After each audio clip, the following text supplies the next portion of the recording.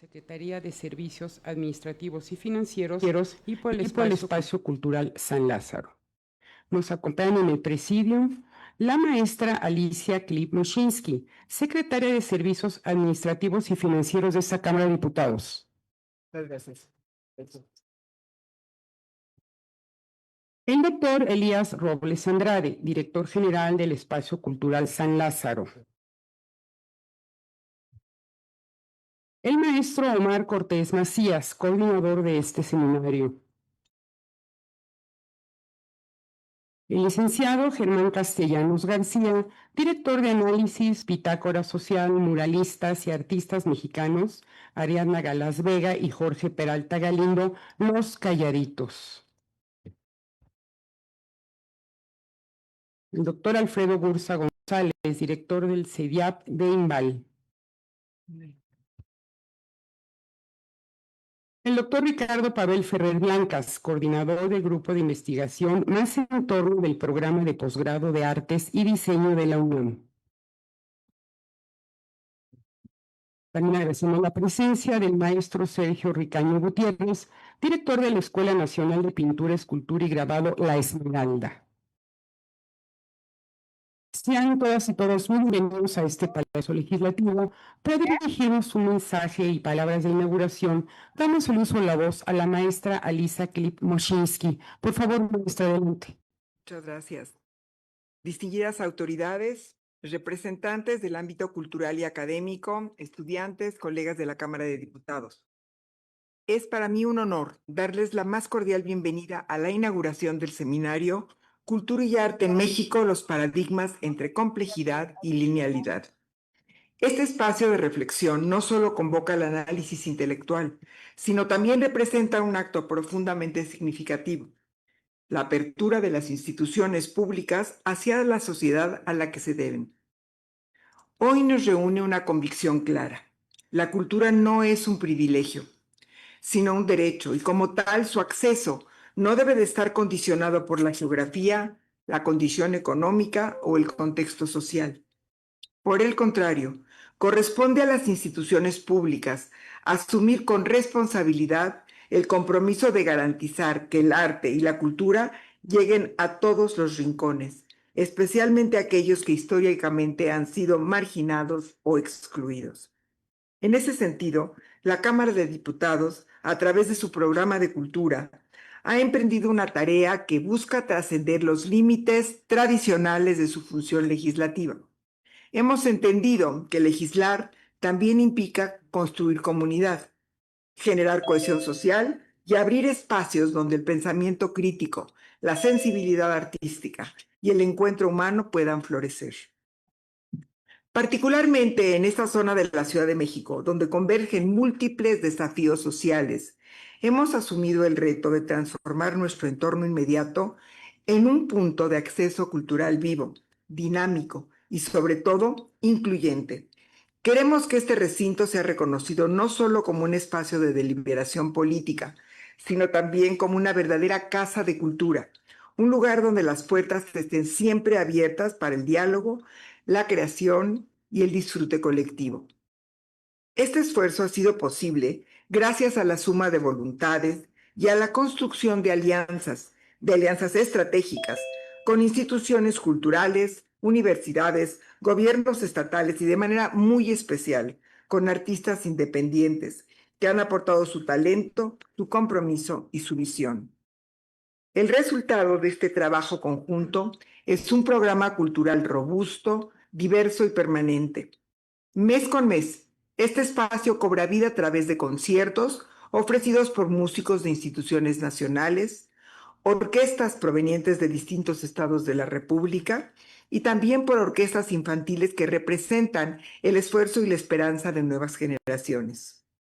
A ello se suman exposiciones, presentaciones de teatro, danza, ciclos de cine y conferencias que enriquecen el pensamiento y amplían horizontes. Cada una de estas actividades tiene un objetivo común: acercar el arte a la gente, sin barreras, sin costo, sin exclusiones. Porque creemos firmemente que el contacto con la cultura transforma, inspira y fortalece el tejido social. Un niño que escucha una orquesta por primera vez, una joven que descubre en el teatro una forma de expresión, un vecino que asiste a una conferencia y encuentra nuevas ideas. Todos ellos son ejemplos vivos del impacto que puede tener una política cultural bien orientada. El seminario que hoy inauguramos se inscribe precisamente en esa lógica. Nos invita a reflexionar sobre los paradigmas que han definido la comprensión del arte y la cultura en nuestro país, a cuestionar las visiones lineales y a adentrarnos en la riqueza de la complejidad.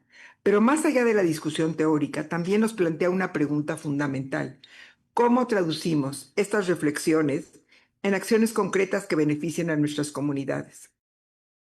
La respuesta, considero, está en seguir construyendo puentes, puentes entre la academia y la sociedad, entre las instituciones y la ciudadanía, entre la creación artística y el público, puentes que permitan que el conocimiento no se quede en círculos cerrados, sino que transite, se comparta y se convierta en una herramienta de transformación social. En esta tarea, el liderazgo y la visión del diputado Ricardo Monreal Ávila, presidente de la Junta de Coordinación Política de esta Cámara de Diputados, han sido fundamentales. El impulso dado a este programa cultural ha permitido que hoy podamos hablar de un proyecto consolidado que ha logrado posicionar a la Cámara de Diputados como un referente cultural en esta zona de la ciudad. Este logro no es menor. Implica un cambio de paradigma en la forma en que concebimos el papel de las instituciones públicas.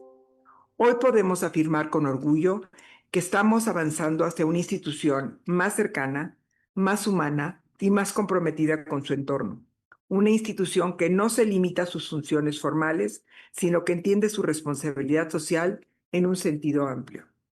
Sabemos que aún queda mucho por hacer. La democratización de la cultura es un proceso continuo que exige constancia, creatividad y sobre todo voluntad política.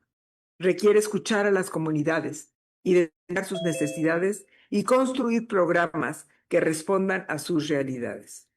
Por ello, este seminario no solo debe ser un espacio de análisis, sino también un punto de partida para propuestas, nuevas colaboraciones y formas de pensar la cultura en México. Que las ideas que aquí se discutan se traduzcan en acciones concretas, en políticas públicas más incluyentes y en proyectos que sigan acercando el arte a todas las personas. Seguiremos trabajando para que este espacio continúe como un punto de encuentro, un lugar donde la cultura sea accesible, diversa y gratuita, porque creemos en su poder transformador y en su capacidad para construir una sociedad más justa, más consciente y más solidaria. Agradezco profundamente la presencia de todos ustedes, su participación, así como la invaluable colaboración de los conferencistas magistrales que participaron en este seminario. Estoy segura que las reflexiones que aquí se generen contribuirán de manera significativa al fortalecimiento del ámbito cultural en nuestro país. Muchas gracias y sean todos bienvenidos. Gracias, maestra Alisa Klip-Mushinski. Para dirigirnos un mensaje, damos el uso de la palabra al doctor Elías Robles Andrade, director general del Espacio Cultural San Lázaro. Por favor, doctor, adelante. Muchas gracias. Muy bienvenidos a todos ustedes. Muchas gracias, maestra Klimosinski, secretaria de Servicios Administrativos y Financieros, por todo el apoyo, por ser la principal orquestadora, coordinadora del programa anual de Espacio Cultural San Lázaro, que también incluye este programa académico. Quiero agradecerle especialmente a todas las instituciones colaboradoras de este primer seminario en el marco de nuestro programa académico, a la Escuela Nacional de Esmeralda, al Centro de la Complejidad de la UNAM, a la FAT también de la UNAM, a la artista Ariana Galas Vega, también a Jorge Peralta Galinda, artes plásticos, muralistas, los calladitos. También quiero agradecerle al licenciado Germán Castellanos García, director de análisis de Bitácora Social, la Escuela Nacional de Escultura, Pintura La Esmeralda, en fin. Este es un esfuerzo interinstitucional, multidisciplinario, transdisciplinario, es el sentido del seminario. No quiero extenderme mucho, nada más es agradecerles. Su servidor fungiré como moderador y entonces explicaré con más detalle de qué va el seminario, cuántas sesiones son, en qué consiste, cómo vamos a obtener la constancia, quiénes van a ser los participantes, en qué consiste cada una de estas sesiones que son, nada más adelanto un poco, son vía Zoom, vía virtual. Esta es la única sesión híbrida, presencial. Quiero entonces pedirles que nos puedan acompañar, es muy importante la asistencia, la puntualidad y Les pediremos al final también por ahí un pequeño ensayo. En nombre de la Cámara de Diputados, de la Junta de Coordinación Política, que preside el diputado doctor Ricardo Monreal Ávila, de la Secretaría General, que preside el maestro Mustafa Guevara, también agradecer de nueva cuenta a la Secretaría de Servicios Administrativos y Financieros, en voz y presencia de la maestra Lisa Klimosinski, todo el apoyo y todos los esfuerzos para que se lleven a cabo este tipo de iniciativas muy pertinentes, un escenario, que saben ustedes, tan complicado, en el que es fundamental reinterpretar el papel de la cultura, el arte y de los creadores, obviamente. Muchísimas gracias, me doy cuenta a todos ustedes. Muchas gracias, doctor Elías Rodríguez Andrade.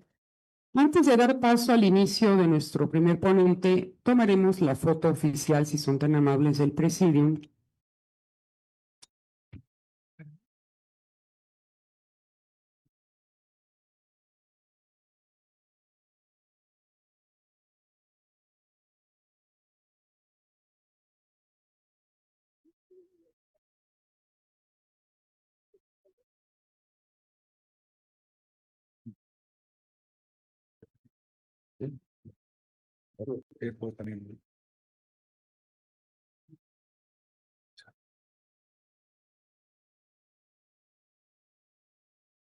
Vamos a ver, correcto. Sí, muchas gracias. Antes de dar inicio a este seminario, haremos la lectura de unas semblanzas de nuestros ponentes invitados. Germán Castellanos García es licenciado en Ciencias de la Comunicación por la Facultad de Ciencias Políticas y Sociales de la Universidad Nacional Autónoma de México, con especialidad en comunicación política y cuenta con formación en data análisis. Su trayectoria profesional se ha desarrollado en el campo de la investigación sociocultural aplicada, con especial atención al análisis del consumo, la comunicación y los procesos de interpretación que median la relación entre las personas, los productos, las marcas y su entorno. En Bitácora Social ha consolidado una práctica orientada a traducir la complejidad social en marcos de lectura e implicaciones estratégicas para instituciones, empresas, espacios de decisión. Actualmente, Germán Castellanos se desempeña como director de análisis en Bitácora Social, donde desarrolla investigación antropológica y consultoría para diversas organizaciones. A lo largo de su trayectoria ha conducido estudios en México, América Latina y Centroamérica. Ha acompañado procesos de consultoría para marcas e instituciones como Bayer, Kimberly-Clark, Comex, Mave, Gentera, INEGI, Redbox, Itálica, entre otras entidades. Entre los últimos proyectos que ha encabezado se encuentra el estudio Cultura, que es dónde vive y cómo se consume, centrado en juventudes, así como diversos ejercicios de análisis sobre experiencia de usuario, desarrollo de producto, comunicación y cultura laboral. Su labor se define por una mirada rigurosa y transversal. Alienta tanto a la densidad cultural de los fenómenos sociales, así como su traducción en criterios concretos para la toma de decisiones. Bienvenido, Germán Castellanos García, a este Palacio Legislativo. Damos paso a la semblanza de Los Calladitos.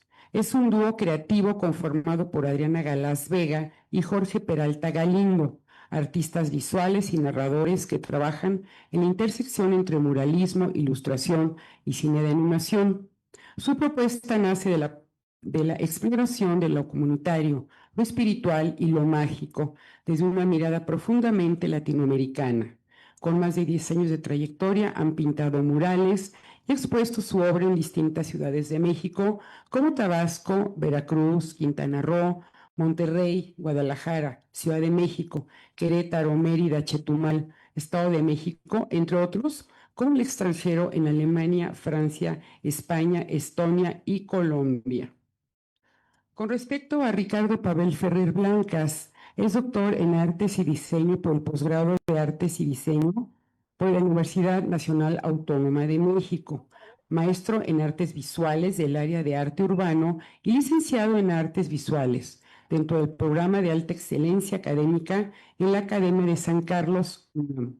Actualmente es profesor de tiempo completo y tutor del posgrado de la Facultad de Artes y Diseño, así como profesor y tutor de la licenciatura y posgrado en urbanismo en la Facultad de Arquitectura UNAM, coordinador de diplomados en titulación en educación continua de la FAD UNAM. Damos el uso de la voz al doctor Elías Robles Andrade, quien moderará este seminario. Por favor, doctor. Muchas gracias. De nueva cuenta, muy buen día a todos ustedes y de nueva cuenta, muchísimas gracias por acompañarnos. Contentos porque, ya decía yo, este es el primer seminario en seno de la Cámara de Diputados, pero no queremos que sea el último. De hecho, vamos a darle por lo menos una periodicidad anual para que con el apoyo de todos ustedes sea un ejercicio académico, pero multidisciplinario, transdisciplinario, ya decía yo, porque también además de académicos invitamos artistas plásticos y instituciones especializadas en arte y cultura y todos ustedes que están relacionados directa o indirectamente con el arte o la cultura. Veo muchos compañeros, por ejemplo, del Club de Lectura, que en esta división convencional de las artes, una de ellas es la literatura justamente, entonces muy ad hoc también, es algo a lo que hacemos continuamente. Tenemos un programa muy robusto de promoción, fomento y animación a la lectura. Gracias a todos están por acompañarnos, a todos ustedes, los miembros del club. De nueva cuenta, muchas gracias a los miembros de esta mesa, a Ariadna, a Jorge, al doctor Ricardo, al licenciado Germán, por acompañarnos. Voy a explicarles brevemente cuántas sesiones consta este seminario. Son cuatro sesiones. La primera es esta justamente, es la identidad contemporánea, el espacio social como producto cultural, también como productor cultural. Es un tema que me gusta mucho en lo particular. Hay grandes sociólogos, incluso politólogos, que abordan el espacio público justamente como una institución, incluso generadora de contenidos culturales, que es a su vez performativo, también es producto de las propias diferentes manifestaciones culturales. En la segunda sesión tendremos el tema de la creatividad, riesgo y adaptación en un mundo sin linealidad. La tercera sesión es digitalidad del arte y la cultura en la construcción colectiva del ser. Y la última sesión es arte y cultura como dinamizador social, el papel de los creadores, de los artistas, como agentes incluso políticos o sociales. Constan de 2 horas 15 aproximadamente las sesiones. Las ponencias, salvo esta que es especial, que tenemos a 4 invitados de lujo y que es además híbrida, de manera presencial y virtual. Las demás sesiones serán igualmente cada semana, a esta misma hora, a las 11 horas, pero la plataforma es digital vía Zoom y tendremos ponencias de aproximadamente 25 minutos con 3 ponentes y una ronda de preguntas y respuestas al final de las ponencias. Estas serán de manera escrita porque por economía de tiempo necesitamos que vayan contestando algunas de las preguntas y las que no se pudieran contestar, nosotros con todo gusto a través del correo espaciocultural@diputados.gov.mx se la vamos a llegar a los ponentes para que pueda ser contestada y se las haremos saber a todos ustedes. Esta y cualquier otra información, a su vez la estaremos ya haciendo llegar a sus correos electrónicos para que por favor estén pendientes de las comunicaciones y las notificaciones. Y si no hay otro particular, nos abocamos justamente a la mesa del día de hoy. Ya decía yo, hablaremos de la entidad contemporánea, del espacio social, del espacio público, como producto y productor cultural. En primer lugar tenemos, ya leímos la semblanza, el licenciado Germán Castellanos García, director de análisis de Bitácora Social. Y para esos efectos comentarle, licenciado, tenemos aproximadamente 20 minutos. Y todos ustedes, por favor, pueden ir elaborando sus preguntas para que al final de cada una de las ponencias podamos pasar una ronda de preguntas y respuestas o hasta 2. Le paso entonces el uso del micrófono y le agradezco de antemano por su participación, licenciado. Gracias, buen día a cada una de las personas que se encuentran aquí el día de hoy y a quien nos encuentra en digital, Facebook, YouTube. Y especial agradecimiento también al Espacio Cultural de la Cámara. El día de hoy nos toca hablar de un tema que queremos presentar. Este tema se llama Mover los bordes de la cultura y les cuento un poco el antecedente de dónde inicia.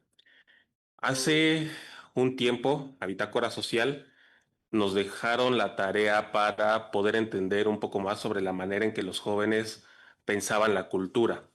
Este ejercicio nace de una investigación de carácter cualitativo antropológico, labor que llevamos desarrollando desde hace 16 años. Acabamos de cumplir también cumpleaños. Y el ejercicio, pues, avanza un poco en saber qué era lo que pensaba. Si podemos avanzar a la siguiente. Eh, Desarrollamos un estudio para la universidad que quería conocer qué estaba haciendo su juventud, qué estaban pensando, a partir de dónde entendían la cultura. Y este ejercicio lo realizamos durante el año 2025. El documento que se llama Cultura, qué es, dónde vive y dónde se consume, lo podrán encontrar en la página de la Cátedra Inés Amor. Es público, hay 3 documentos que lo componen, pero nos dejaba una declaración interesante.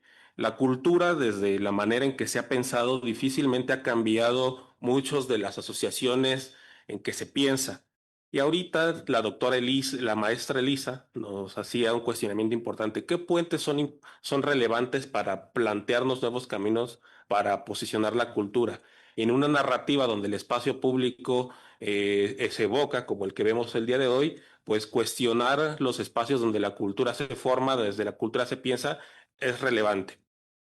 Si podemos avanzar, el ejercicio que pudimos entender es que cada generación empieza a heredar una idea de cultura y se va moviendo. Sin embargo, no hay que olvidar que esta forma en que la cultura empieza a construirse habita en un mundo, no solo habita en la manera en que se piensa, en las disciplinas que han sido legitimadas, sino que está constantemente en una transición continua.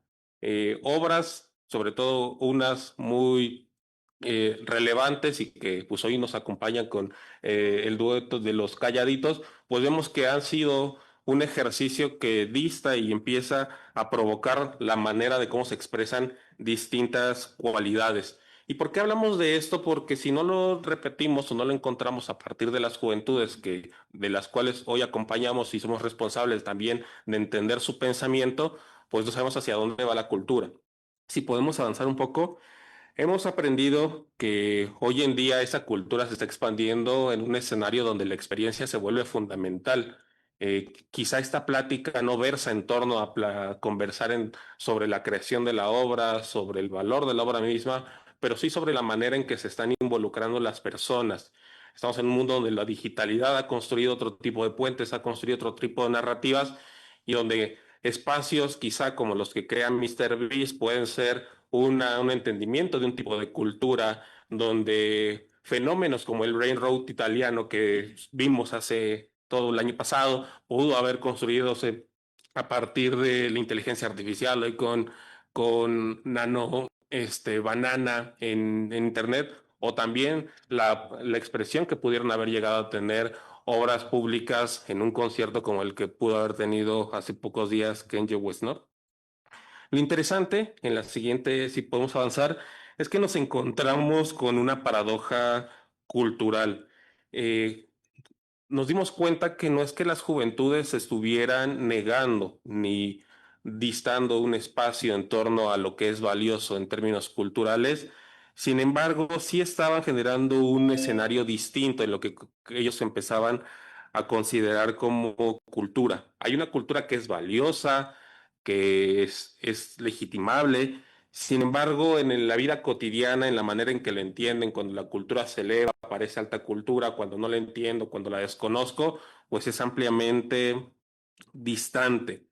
Y aquí aparecía algo que que nos llamaba la atención en Bitácora Social, y que era una duda. Los jóvenes nos preguntaban, ¿todo aquello que yo pueda estar consumiendo, sea una playlist de corridos tumbados, sea una propuesta cultural documental en vertical que se hace con el teléfono celular, puedo empezar a nombrarla como cultura o en dónde la encuentro?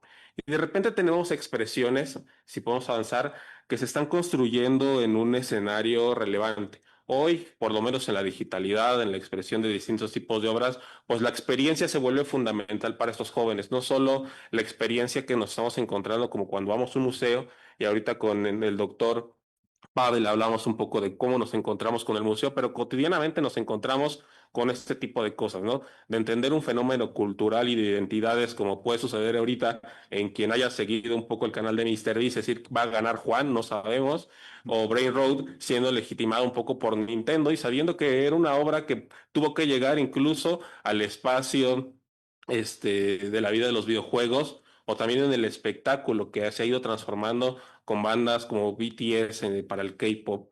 O en su caso, si avanzamos, tenemos que reflexionar en torno de que la experiencia no es suficiente, sino también la construcción de comunidad. En un espacio donde regularmente observamos que estamos expuestos a múltiples datos e información y que estamos tan cerca de nuestra pantalla como voltear a verla, nos encontramos que la idea de comunidad pues está reproduciendo, que está construyendo identidades, que está formando maneras de comunicarnos y que quizá hay obras tan grandes, tan amplias y tan interesantes como las que podemos encontrar en Minecraft, haciendo personas uniéndose para hacer entre bloques museos, incluso posiblemente a alguien se le ocurra la idea de hacer un día la Cámara de Diputados en Minecraft, o por cierto, compartir en GitHub el conocimiento y la capacidad técnica para poder avanzar en el diálogo de la programación.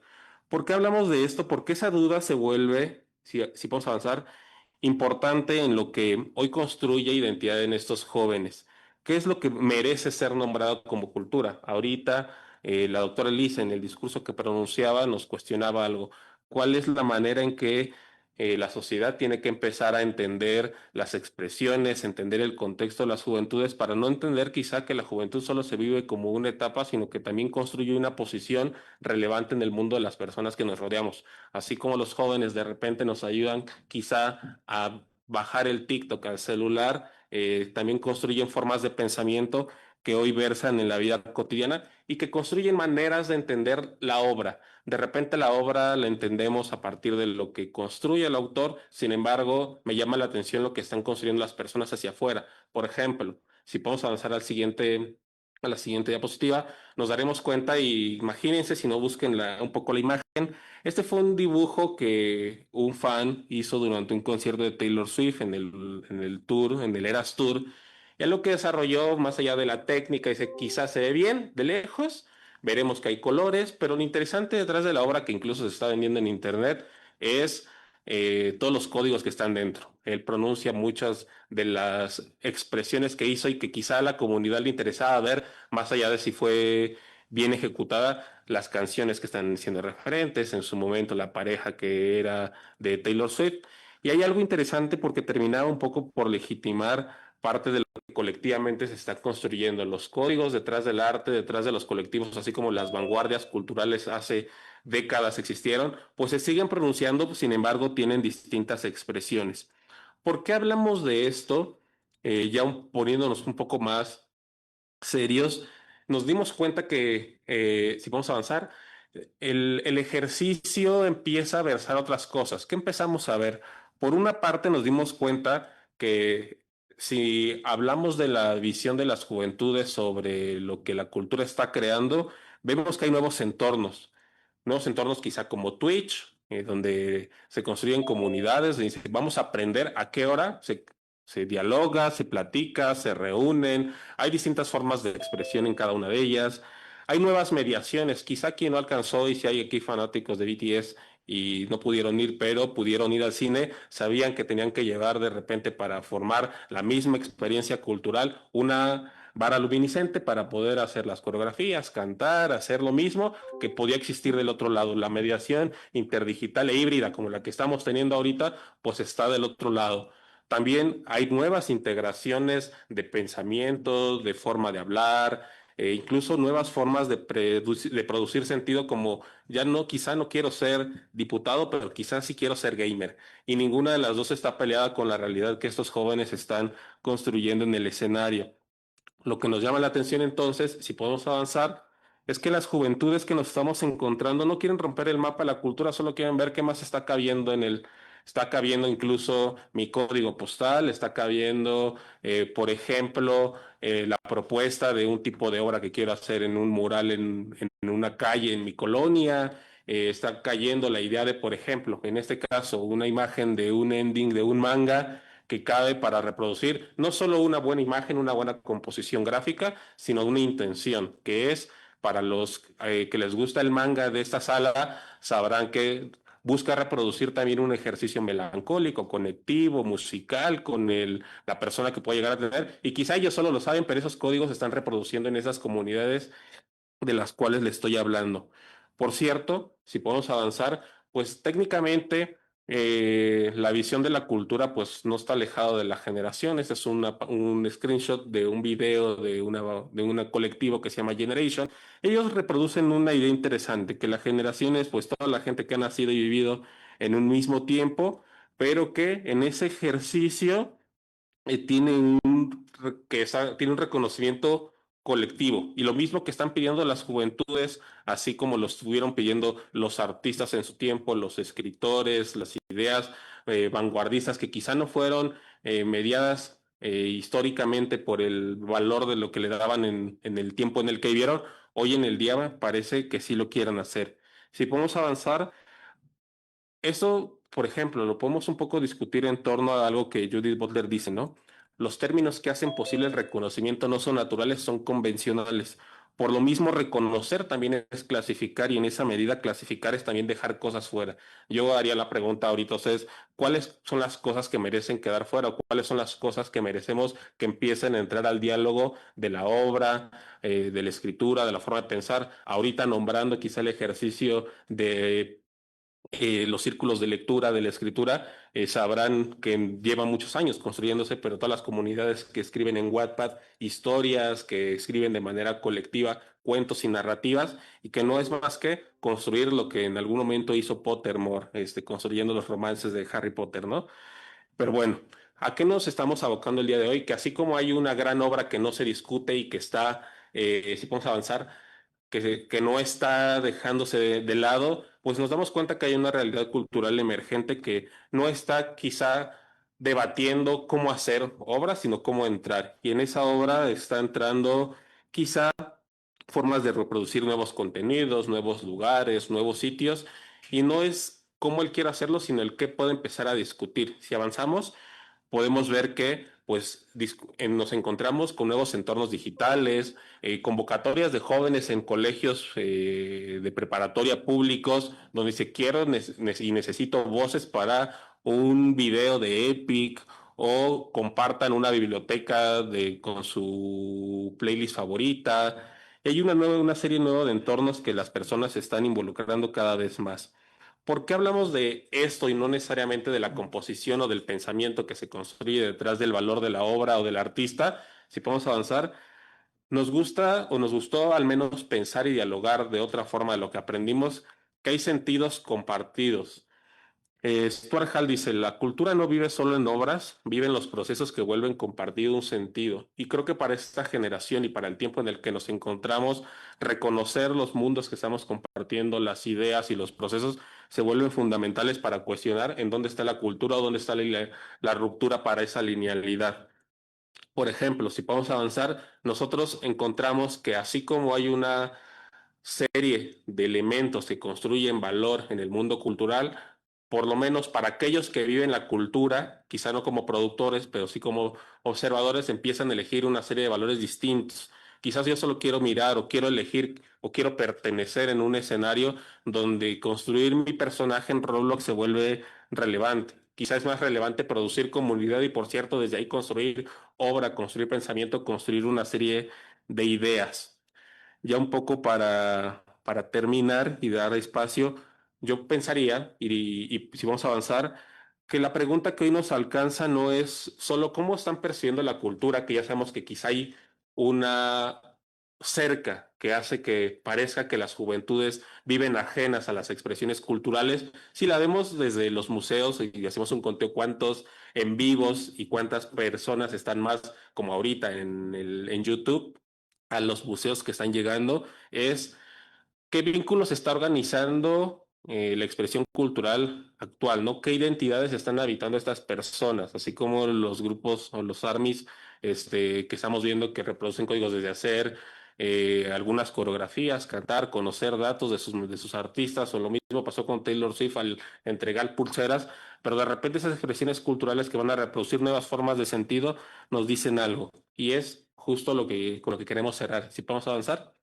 es que la actual generación no necesariamente quiere olvidar esta cultura que estamos reproduciendo, algunas de las temáticas que hoy puse en pantalla, sino cómo podemos empezar a mover el perímetro de aquello que de repente parece ajeno, que parece distante, que parece que no está hecho para ellos. Si hubiéramos iniciado esta práctica o esta plática con algunos de los aprendizajes que pudimos llegar a tener en el estudio, que es libre para ustedes, nos encontramos con un ejercicio hasta de desconocimiento, la cultura que se presenta con el saber, una cultura que a veces espanta, una cultura que nace de los datos, una cultura que nace de lo inteligible, y que hoy en día, pues de repente basta más poder aprender y bailar y construir comunidad para poder generar expresiones culturales. Y bueno, en el marco del día de hoy, pues quería traer esta plática para, más que para aprender nuevas cosas, para poder discutir y pensar nuevas formas de entender expresiones culturales, espacios culturales y formas de pensar la cultura, por lo menos desde la juventud. Gracias. Al contrario, muchas gracias a todo el Liceo Germán Castellanos García, director de análisis de Bitácora Social. Y me quedo con algunos puntos muy interesantes. Esa cita de la cultura no vive solo en obras, vive en los procesos que vuelven compartido un sentido y por extensión los espacios donde esos procesos también comparten los sentidos. Y en el tema, también la última parte me gustó, eso de la actual generación no olvida la cultura, mueve su perímetro. Nosotros que tenemos un programa cultural, sí que quizás con cierto acento a lo que se conocería ordinariamente como alta cultura o bellas artes. Vamos a tener, por ejemplo, y no es comercial, un concierto de Orquesta Infantil de la CEP para el 19 de mayo, y aunque van a tal cual tocar, es una orquesta sinfónica de más de 60 chicos, van a venir disfrazados con cosplay y el tema del programa va a ser justamente de anime. Y entonces creo que actualiza muy bien esta última parte de que las actuales generaciones no olvidan la cultura, pero la resignifican y mueven su perímetro. Ahora pasaremos con la ponencia de los muralistas y artistas mexicanos, Ariadna Galas Vega y Jorge Peralta Galindo, los Calladitos. Igualmente tenemos 15 minutos aproximadamente por cada uno, puede ser, de manera indistinta puede comenzar uno u otro, y de antemano agradecerles por su participación. Gracias, Luis. Aquí voy. Hola, yo soy Ari Y yo soy Jorge. y juntos nos llamamos Los Calladitos. Nos llamamos así ya que consideramos que el trabajo vale más que 1000 palabras. Somos nosotros muralistas y pintores mexicanos y practicamos este arte ya desde hace 10 años. La siguiente, por favor. Y nosotros estamos en la práctica en la calle desde hace 10 años. Salimos a pintar. Salimos a pintar murales ya que sentíamos esta necesidad de expresarnos más allá de estar trabajando en una oficina. Sentíamos realmente que nuestra parte creativa la teníamos que explorar y también la teníamos que compartir. Este es un mural que hicimos hace un par de años. Mejor. Sí. Es un mural que hicimos hace un par de años aquí en la Central de Abastos. Ese proyecto fue hecho por la ONU y fue muy importante para nosotros, ya que ahí representamos a nuestros personajes y a las personas que cuidan de la tierra, muchas veces que ni siquiera sabemos cómo hacen los alimentos para que lleguen hasta nuestras mesas. Siguiente, por favor. Bueno, nosotros nuestro acercamiento para pintar un mural no solo lo pensamos como algo decorativo, sino algo que te ayuda a generar un diálogo para enriquecer o crear una identidad con los vecinos, generar una conversación y escucharlos. De este modo, pues creamos un concepto y a partir de eso bajamos el mural. Siguiente, por favor. Bueno, este mural estaba en Querétaro. Sí.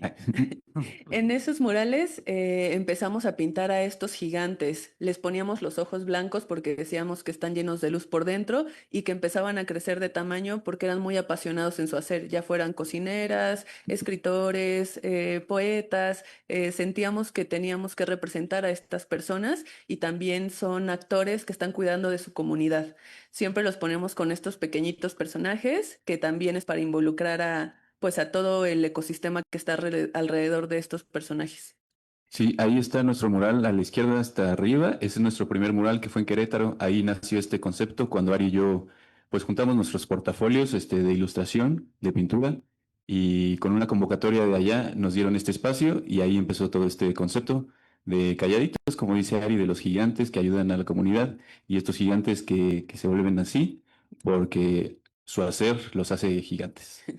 Poco a poco fuimos integrando mucho más nuestra cultura. A lo mejor a veces lo hacíamos de manera inconsciente, pero cuando empezamos a viajar y a pintar estos murales, por ejemplo, el de la derecha está en Chicago, el de la izquierda abajo está en Francia, empezamos a notar que necesitábamos también nosotros exaltar nuestros símbolos, nuestra cultura de alguna forma.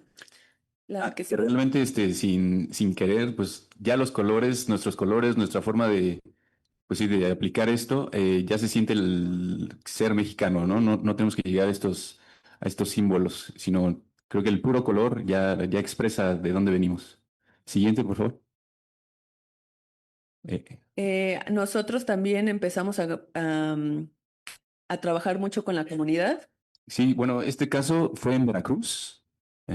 Y bueno, aquí creo que empezamos a entender cómo se debe trabajar con la comunidad, cómo tenemos que bajar un mural, porque en este caso justo llegamos, ya sabíamos el perímetro que íbamos a pintar, era alrededor de una primaria, y empezamos a trazar unas guías nada más, pero de pronto llegó la directora del colegio, llegaron los vecinos, llegaron las mamás. Y nos empezaron a preguntar, ¿no? Pues, ¿qué hacen aquí? ¿Por qué andan rayando el muro? No sé qué. Y pues ya a través de este diálogo también ahí mismo bueno, nosotros empezamos a realizar el sketch del mural con los vecinos, con las personas. Entonces todos ellos nos apoyaban y aquí, bueno, como que aquí aprendimos este método, ¿no? De primero llegar a escuchar, de primero llegar a no imponer, sino a presentarte, a conocer, a preguntar con muchas dudas y pues sí, escuchar para llegar a algo muy, pues para ellos. Sí, sabemos que cuando llegas a un espacio, realmente ese lugar ya tiene sus propias costumbres, sus propias leyendas, mitos, entonces creo que desde la escucha es de donde trabajamos también nosotros. Siguiente, por favor. Y bueno, un mural para nosotros es lenguaje porque estamos dando un mensaje con ellos. También es territorio porque quieras o no, pues llegas a invadir el espacio del otro, a poner una imagen que a lo mejor le puede resultar ajena. Y también es archivo porque se queda en la memoria colectiva. Si la comunidad o el espacio donde estamos trabajando les gusta el mural, se empiezan a apropiar de ellos y a cuidarlos. Por ejemplo, ese es el caso también de un mural que tenemos a la derecha, ese lo pintamos en Querétaro. Eh, el otro mural de la izquierda lo pintamos en Guadalajara, el de arriba, la izquierda, en Alemania y en España, siempre tratando de hablar desde nuestra visión como latinos. Todo esto como artistas independientes, nosotros, pues ya teniendo un portafolio fuerte de murales, pues realmente aplicamos a convocatorias y donde caiga, pues nos vamos, ¿no? Y por eso llevamos 10 años viajando y pintando y conociendo nuevas culturas, conociendo a nuevas personas que nos inspiran a crear estas historias y estos personajes. Siguiente, por favor. Sí, bueno, como les decíamos, pues no llegamos a imponer directo al lugar, realmente llegamos con más preguntas que respuestas, llegamos con muchas dudas eh, y pues a conocer a todos los vecinos que están ahí, la verdad es muy bello, a veces pues que salen todos los niños, nos preguntan muchas cosas, quieren participar, se involucran mucho, tienen esta chispa donde nosotros nos reflejamos cuando éramos niños de imaginar, de querer dibujar donde sea y pues eso realmente nos ha ayudado mucho a crear pues todas estas historias y ayudar a bueno, este mural fue en Tlajomulco, en Jalisco. Sí, era una zona bastante pues pesada, pero estaban todos los niños y nos ayudaron ahí a pintar estos murales. Siguiente, por favor. Y este es nuevamente el caso que les platicábamos de Veracruz, que ahí fue como algo muy interesante cuando las mamás se organizaron y todos los niños después de la escuela iban a pintar con nosotros. Empezamos a notar que días después que nosotros terminamos el mural, las familias empezaron a recortar los pastos de alrededor de la escuela, se salieron a recoger toda la basura. Entonces también es entender cómo un mural puede cambiar toda una comunidad. Sí, y también aquí, bueno, conocimos varios pequeños que también nos decían, no, pues yo quiero hacer que mi avioncito o algo así, y pues nosotros súper encantados de que ellos dejen con sus propios trazos, con sus propias manos, sus dibujos de avioncitos, de barquitos, y todos se involucraron mucho y pintaban ahí con nosotros. Realmente también aquí salieron tantos niños que nosotros ya al final no pintamos mucho, solo dirigíamos, dábamos brochas, Bueno, pintábamos, está bien. dábamos Me pintura, llevo el mío, otro y zapato, no sé, por fue favor. muy bella la experiencia. ¿La que sigue? Ah, bueno, y también entendemos que los murales, pues nosotros vamos, pintamos, conocemos a la gente, pero cuando nos vamos, pues regresamos a nuestro taller. Vivimos en San Miguel de Allende y, y pues ya el mural se queda ahí. Entonces realmente pensamos que el mural no acaba hasta que el vecino lo hace suyo, como en estos casos de que la gente empezó a podar el pasto, o ha habido casos de que ponen luces hacia el mural para que se mantenga o que le aplican sellador cada año para que el sol no lo gaste, muchas cosas así. Sí, creemos que también nuestros murales hasta la fecha, algunos siguen vivos eh, porque realmente la comunidad se apropió de la imagen y los han cuidado. La que sea. Y creo que perdón, el estilo visual que manejamos también creo que es amable, es positivo, no es algo que se sienta ahí como que lastime, ¿no? Ujú. Bueno, Este mural lo pintamos en Tapijulapa, en Tabasco, y justamente también aquí como que una comunidad muy grande de niños salió a pintar con nosotros y hubo como un caso en particular. ¿Puede ser la que sigue? Em, Después de que nosotros terminamos también nuestro mural, ya íbamos al otro día hacia el aeropuerto, íbamos caminando hacia el aeropuerto y nos encontramos a este pequeño niño que se llama Félix, que fue uno de los que nos ayudó a pintar el mural y venía cargando sus botes de pintura y fue como, pues, ¿de dónde vienes, Félix? Aparte eran las 7 de la mañana, ¿no?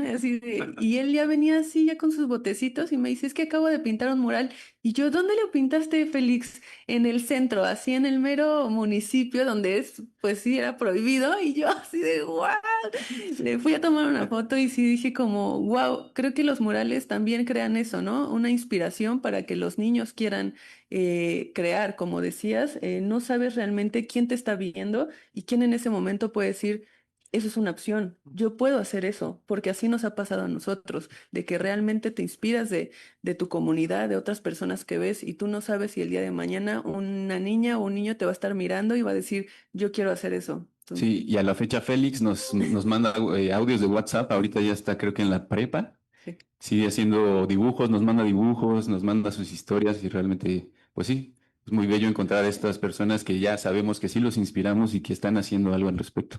Y ahí está su mural, son unas hojas de cacao. La que sigue. Ah, bueno, y también bueno, aparte de pintar en espacios públicos, nosotros hemos pintado en otros países internacionalmente. Este, y aquí este mural es muy importante para nosotros porque el año pasado tuvimos la oportunidad de hacerlo en Francia, en Annecy, donde, bueno, y este personaje realmente nació en la central de abastos, era una de las participantes ahí que tenía su cebollita entre las manos. Este personaje se llama Boya Cebolla y aquí lo pintamos en Francia y Boya Cebolla trae su cultura, sus plantas, su ecosistema y los está compartiendo en otros lugares, ¿no? Como en este caso en la laguna de Annecy, que por cierto Annecy es donde se hace el festival más grande de cine y de animación y también como que esto representó ese paso que nosotros estamos dando ya entendimos que el mural ayuda mucho y también tenemos este reto como mexicanos que siempre creativamente como que quieren avanzar, entonces ahorita estamos dando ese gran paso hacia la animación y contar estas historias que estas historias han nacido, bueno, que han sido inspiradas en todas las personas y en todas las comunidades que hemos ido conociendo, pero ahora ya sabemos, como decíamos, en lo digital es muy importante también y entendemos que también tenemos que representar por ahí nuestros colores, pues en nuestras raíces y estamos justo creando, bueno, ya dando el paso grande a ser directores de cine, de animación.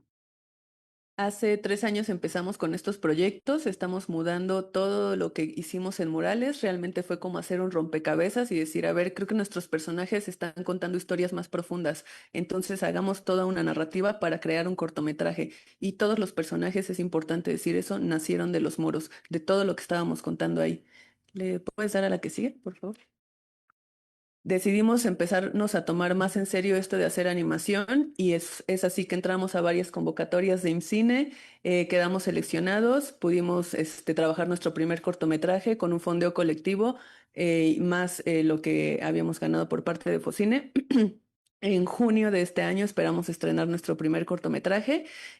También quedamos seleccionados en el Festival de Pixelatl de Guadalajara. Nos mandaron a presentar nuestro proyecto a Argentina y ahí también fuimos seleccionados como el primer lugar y nos mandaron a presentar nuestro proyecto a Francia. Entonces ahorita ya estamos en ese camino de buscar contar nuestras historias y que lleguen a más partes. A lo mejor si pintamos un mural, pues se queda en la calle, y eso es muy bueno porque realmente también pensamos que si está en la calle, toda la gente puede tener acceso al arte, ¿no? No es necesario que vayas a un museo. Eso es lo que nos encanta también de estar pintando, pero también queremos que nuestro universo llegue pues, a todas partes y quizá la animación pueda ser el camino para que llegue a otros lados. El siguiente, porfa. Bueno, y nuestro primer cortometraje es Puk Puk, que está inspirado en cuando, bueno, pintamos hace como 9 años en Bacalar. Ahí platicamos con un escritor que se llamaba Goyo, que estaba haciendo una residencia, pues sí, estaba escribiendo algo. Y platicando con él, platicando con él y con otras personas de Bacalar, nos contaban de esta leyenda o estos mitos sobre los aluches, que te esconden cosas y que hacen travesura, pero son buenos, ¿no? Entonces, ya todos nos contaban eso mientras nos echábamos nuestro pozol para bajar el calor.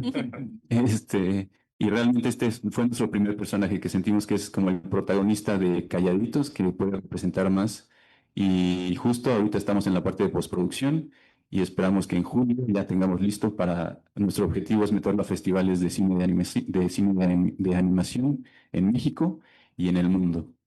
Y nuestro segundo cortometraje que estamos trabajando se llama Carmín. Es una niña mitad humana, mitad coyote, y la historia va de que regrese a sus raíces. Todo esto es inspirado en la zona del Bajío, que es donde vivimos desde hace 10 años. Somos de aquí de la ciudad, pero ya tenemos 10 años por allá y todo está inspirado pues en los paisajes, en esos atardeceres rojizos, en esas plantas, los cactus. Y nuestro tercer proyecto es un largometraje que se llama Boya Cebolla. Sí, Boya Cebolla, pues ya la conocen, salió en la central de Abastos, luego la pintamos en otros lados. Y Boya Cebolla, bueno, Boya es nuestro proyecto más ambicioso. Queremos que sea un largometraje animado, full 2D, cuadro por cuadro, tradicional, animación. Y creo que este personaje representa mucho pues a todas las mamás o a todas esas personas que traen consigo como toda esta carga, pero siguen avanzando a pesar de todo, que llevan su cultura, que cuidan a todos. Realmente Goya, pues ese personaje que nos ha inspirado mucho. Siguiente, porfa. Y bueno, hace 2 semanas soltamos nuestro primer teaser para ver los adelantos de nuestro primer cortometraje y se los vamos a compartir. A ver. ¿Tiene sonido? ¿Tienes sonido? Quizás no se oye, no. No. Está bien. Bueno, aquí la idea es que sí queremos estamos tratando de bajar nuestro estilo a algo digital, con fondos coloreados, animación cuadro por cuadro, eh, tradicional, sin ayuda de inteligencia artificial. Realmente, pues sí. Importante, importante que sepan eso. Todos los dibujos son hechos a mano, cuadro por cuadro, con un equipo de 35 personas mexicanas. Estamos creando esto, son 9 minutos de animación y llevamos casi 3 años trabajando en el cortometraje.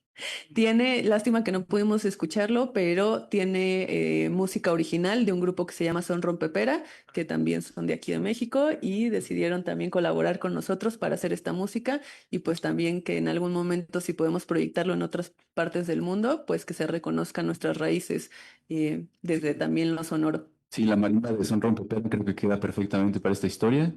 Y bueno, este es un cuento, bueno, es una historia sencilla, es infantil. Carmen es un poco más avanzado, es como más adolescencia, y Goya es algo más profundo que habla cosas más Pero bueno, Marcas. y, por favor.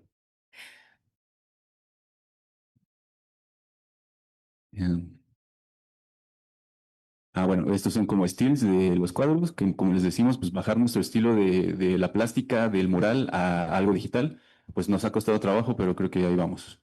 Siguiente, por favor. Y pues nada, queremos aprovechar que estamos en este lugar donde se hacen las leyes para decir que ojalá todos podamos mirar el arte no como un privilegio, sino como una necesidad humana y legislar para mejorar las condiciones y apoyos de quienes creamos desde todas las diferentes disciplinas del arte. Porque el arte no solo embellece, construye memoria, identidad y comunidad. Y cuando se apoya a los y las artistas, también se fortalece el tejido de nuestro país. Y nada, gracias. Muchas gracias a ustedes, Ariadna, Galás, Vega y Sí. Jorge Peralta Galindo, los calladitos. Ahí estamos como los calladitos en las redes por si nos quieren seguir. Si quisiéramos resumir quizás todo el seminario en una presentación, creo que sería de ustedes, porque abordaron el tema del espacio público, la intervención en el espacio público, la interpretación del espacio público, el de no ser invasivos, impositivos, sino que hacer comunidad. También hablando de la creatividad y riesgo a través de su trabajo, la digitalidad, porque también incursionaron incluso en la animación, y también el papel como del artista, como un agente dinamizador social. Justo todo lo que queremos abordar en el seminario con su trabajo y su talento, creo que es un muy buen botón de muestra. Agradecerles bastante. Yo también soy admirador de del muralismo mexicano como tal y de que siga viva esa gran corriente artística, justo por el impacto social y la capacidad que tiene para transformar los entornos y lo dijiste al final muy bien, para reconstituir el tejido social. Muy bien, de nuevo cuento, muchas gracias por su participación y ahora pasaremos, si nos lo permiten, a dar el uso de la voz al doctor Ricardo Pavel Ferrer Blancas, coordinador del grupo de investigación, más entorno, programa de posgrado de la Facultad de Artes y Diseño de la Universidad Nacional Autónoma de México, la UNAM. Muchas gracias, doctor. Gracias. Bueno, hay una presentación, ahí está. Bueno, pues primero agradecer a la organización, a ustedes por estar acá y voy a tratar de ser ágil porque cuando le toca a uno ser el último, todos están ya que termino, ojalá que no se tarde, ¿no? Bueno, la siguiente, por favor. Bueno, voy a partir justo de lo que tanto Germán y Calladitos nos compartieron. Voy a empezar con esta imagen. Es una imagen de una exposición que estuvo en el Museo de Arte Moderno a partir de una exposición sobre el muralismo, pero se llamaba Tras los andamios. Entonces es una imagen que habla de, digamos, de lo que también ya estamos hablando en esta mesa de los procesos, ¿no? Es decir, qué pasa detrás de hacer un trabajo, ¿no? Artístico. Y aquí vendría para mí, yo no soy historiador del arte, pero como productor y profesor de arte, creo que aquí empieza el arte público en México, ¿sí? Y empieza por dos cosas. La primera es la más obvia, que es llevar el arte a la calle, ¿no? Es decir, el arte estaba solo dentro de las instituciones, pero además el arte, un tipo de arte. Es decir, quien tenía en este tiempo acceso al arte era porque su familia era muy conocida, tenía mucho dinero, era un político, es decir, o estaba dentro de la religión, es decir, los cuadros solo los podías ver dentro de una iglesia, ¿no? Entonces se vuelve importante por eso esa expresión de arte público, es decir, vamos a hacer público el arte, o sea, sacarlo de la institución. Bien, pero más allá de lo que puede sonar como fuerte sacarlo de la institución, en realidad no es a pesar de la institución, sino sacarlo de la institución es sacarlo del edificio, ¿no? No necesariamente, no con el apoyo de la institución, que ese es un error que regularmente es común, ¿verdad? Pero bueno, y también no sé si recuerdan que en esta hubo una controversia acerca de la sirenita y por qué una descendiente afro, etcétera. Bueno, pues hagan de cuenta que ese lío ya lo teníamos desde ahora, ¿no? La segunda apuesta del arte público de los muralistas fue que las personas se pudieran ver en los murales, que el obrero, el campesino, las mujeres indígenas pudieran ver en un mural, porque no eran pintadas antes. Entonces, esa apuesta de lo público es la más importante del arte público, ¿no? Y esa discusión, si la seguimos teniendo, entonces imagínense, no hemos avanzado nada, ¿no? Esto es de los 50. Entonces, y bueno, regularmente cuando a alguien le preguntan qué es arte, rehuye siempre a la definición, y en realidad no es tan difícil, ¿no? Dice, el arte es difícil de definir pero no porque sea subjetivo o porque tenga que ver con las emociones, ¿no? Sino es difícil de definir porque lo que hace es cuestionar las estructuras que usamos para generar definiciones. Por ejemplo, decimos, esto es un mural, pero en realidad la animación puede ser un mural. ¿Me explico? Entonces, esa idea de ampliar los márgenes viene de ahí. O sea, los artistas lo que hacen es cuestionar las estructuras, pero no para romperlas. Hay otro error. En realidad las estructuras nunca se rompen, solo se amplían. Es decir, si yo digo esto es pintura, viene otro artista, hace otra cosa y dice esto también es pintura. ¿Sí? Entonces, si yo digo esto es arte público, entonces voy ampliando la idea de arte público. Y la idea de ampliarlo es para que incluyas a más personas, amplías los márgenes para que entren más en esos márgenes. La siguiente, por favor. Bien, entonces creo que fue hacia atrás y es hacia adelante. Sí. Bueno, entonces yo les traje una serie de piezas que son de estudiantes, ex estudiantes y artistas del posgrado en Artes y Diseño, porque lo que quería era vincular lo que son artistas que ya están en el medio, pero al mismo tiempo pasaron por la academia o están incluso ahora en la academia, y cómo está funcionando esta idea de arte público. En el caso de la maestría en la UNAM, digamos, la maestría es en artes visuales, pero el área donde operan estos proyectos es arte y entorno, ¿sí? Entonces, regularmente estos son los proyectos que vamos seleccionando porque tienen que ver con esos procesos en espacio público. Bien, aclarado un poco eso, quisiera la siguiente, por favor. Para entender esa imagen que acaba de pasar, tendríamos que entender otras cosas que no les voy a dar una clase aquí, no es el lugar, pero voy a tratar de ser muy breve, ¿sí? El arte pasó de ser un sistema de producción de objetos, o sea, de producir esculturas, pinturas, ¿sí? Pasó de eso a ser un sistema de registro de procesos. Y eso también lo pueden ver en los museos y las galerías. Es decir, lo que vemos ahora es lo que se registró de ese proceso, cómo se hizo, ¿sí? Eso es lo que nos interesa. Por eso los compañeros nos enseñaron su detrás de cámaras de un montón de cosas, ¿me explico? Nos interesa saber cómo se hizo, no solo qué se hizo. Es decir, el qué se hizo está dentro del proceso, ¿no? Por eso nos interesa el proceso. ¿Qué pasaba antes? Que hacíamos objetos. Y entonces habían unos tipos como Dalí que les decían genios. No hay genios, por cierto, no estaban incluidas las mujeres. Les decían genios, ¿no? Y entonces esos genios hacían cosas maravillosas que nadie más podía hacer. ¿Cuál? Era una mentira muy grande, ¿sí? Entonces, el asunto es que artistas, digamos, como Duchamp, como Warhol, como Joseph Beuys, lo que hicieron fue ampliar esos márgenes. Es decir, cómo llevamos la vida cotidiana al arte, cómo lo que hacemos día a día tiene que ver con el arte, cómo llevamos el arte a un espacio no institucional, aunque sea desde la institución, para empezar a entender otras formas de arte. Y entonces empezaron a fijar que lo interesante no era solo la estética, porque antes el arte estaba basado solo en las apreciaciones estéticas.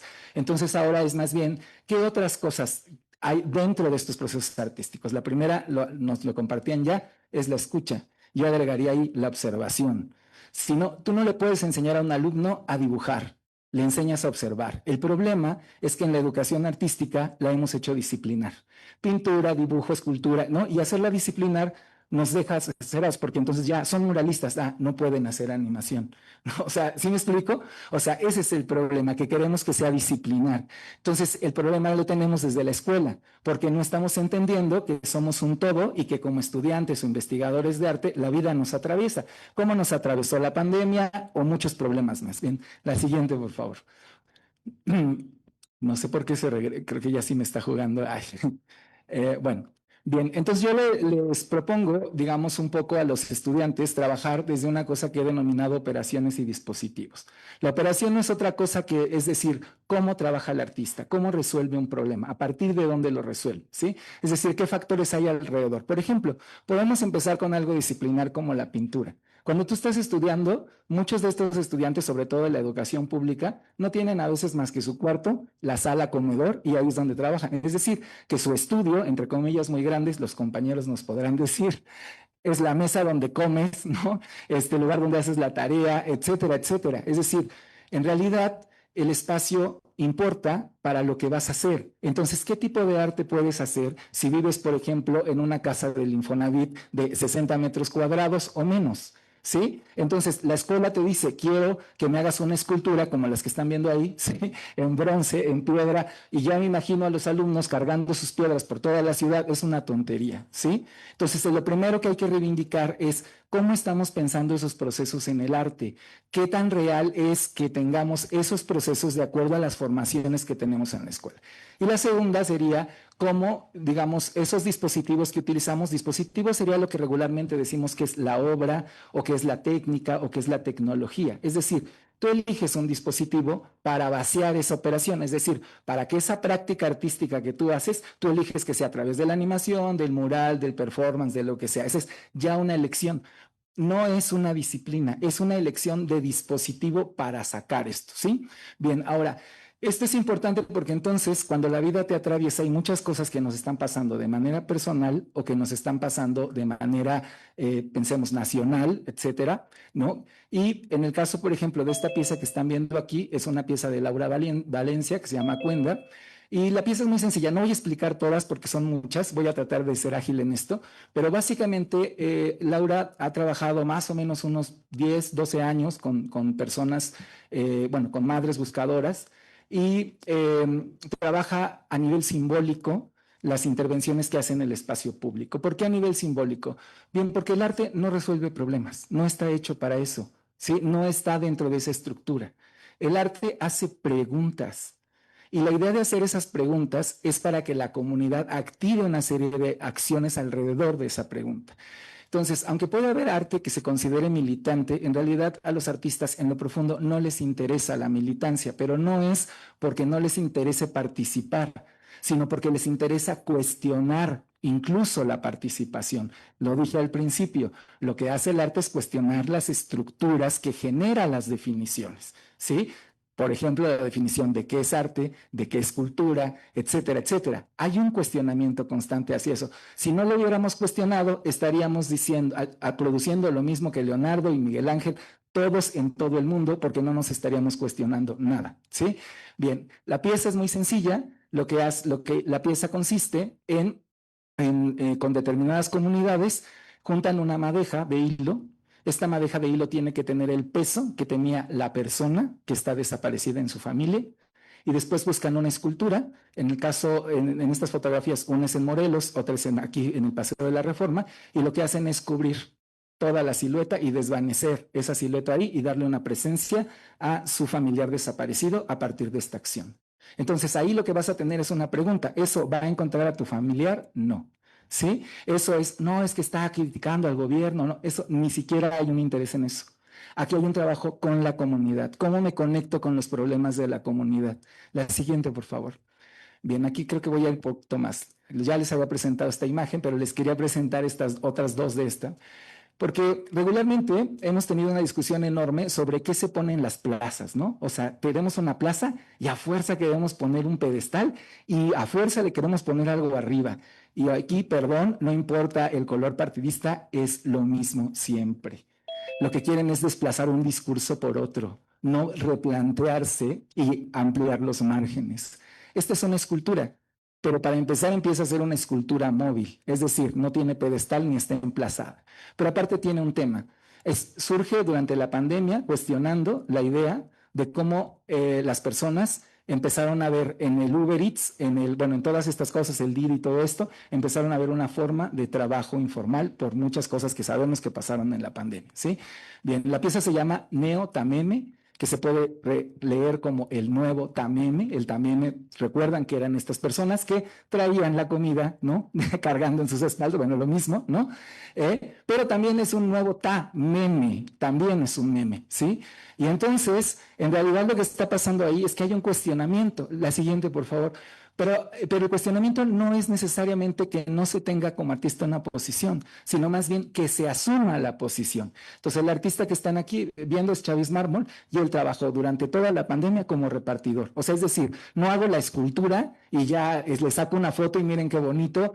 No, es decir, yo me pongo en los zapatos de la persona que está planteando esa situación, ¿no? Para ver de verdad con profundidad cómo funcionan esas comunidades, cómo puedo participar con esas comunidades y cómo voy a relacionarme con los problemas que tienen esas comunidades. Claro, entonces esta pieza sí tú la ves en una galería, no la entiendes. Sí, pero no porque tú no seas una persona que lo pueda comprender, sino porque el objeto no puede guardar toda esa información. Entonces, cuando yo voy a ver arte, no me tengo que preguntar qué es, porque si yo veo eso, digo, bueno, pues es una bicicleta y una mochila de Uber o una cabeza olmeca en forma de mochila. O sea, no somos estúpidos, ¿sí? Sabemos qué es. La pregunta que nos tenemos que hacer es qué significa.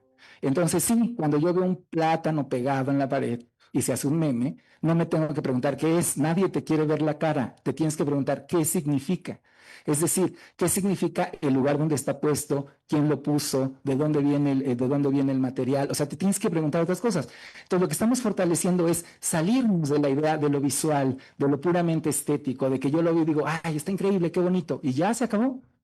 ¿Qué significa? No qué es. Porque si no, entonces sería muy desleal ver el trabajo de los calladitos y decir, ay, no, mira qué bonito, quiero uno en mi casa. Y ellos están hablando de, no sé, la violencia en contra de las mujeres. Dices, pues no, o sea, ¿qué significa es lo importante? No qué es. La siguiente, por favor. Bueno, esta se ve un poquito mal porque quise poner más fotografías, pero bueno, yo les puedo pasar también mi presentación si quieren, a quien le interese, la puedo dejar acá con el maestro Omar. Bueno, ya la tienes, se las puedes compartir y yo no tengo ningún problema. Bien, este es un proyecto que es en un humedal. Y es muy parecido a lo que nos platicaban ahorita calladitos. Es un trabajo que tiene que ver con el proceso. Es un artista al que lo invitan a hacer unas esculturas en un parque que es un humedal que se rescata. Entonces el artista se llama Pablo Concha y lo que hace Pablo es ir a la escuela más cercana y pedirles a los niños que les den una visita al humedal. Y una vez que hacen la visita al humedal, les pide a los niños que hagan dibujos sobre los pájaros, las aves que encontraron en el lugar. Hacen los dibujos, la imagen que está justo en el centro no se alcanza a ver, pero bueno, son los dibujos de las infancias. Y esos dibujos que están ahí, en realidad acabaron siendo el mapa dentro del parque para ubicar las figuras. Lo que hace Pablo, que las infancias no pueden hacer, él pues es esculpir la madera, que toda es madera encontrada, tirada, ensamblada, o sea, no hay muerte de árboles para esto, porque sería ilógico, ¿verdad? Sería incoherente hacer juntar esas dos cosas, pero las hace exactamente de la forma, en tercera dimensión, de la forma en como las infancias dibujaron esos pájaros. Y después los invita a su taller, que es un taller abierto, o sea, me refiero, no es una galera, es un espacio abierto, natural, donde lo pintan, los niños y las niñas pintan las esculturas exactamente como ellos las plantearon en los dibujos. Pero además es importante porque cuando se hace la inauguración, ya no es el artista fulano tal hizo esto, ¿sí? Y cuando digo fuera de la institución, por eso yo aclaré, esto tiene un apoyo institucional y se está haciendo fuera de la institución, porque se suele cometer ese error, insisto mucho en esto, como una especie de radicalidad. Yo no quiero nada que ver con las instituciones, ¿no? Entonces se vuelve ridículo porque siempre necesitas un apoyo o un permiso. Bien, entonces en ese sentido, también es, digamos, replicando un poco lo que también Ariadna ya nos decía hace rato, sería... Pues imagínense lo que importa para una infancia, para un niño, para una niña ir al parque y decir yo hice eso. ¿Sí?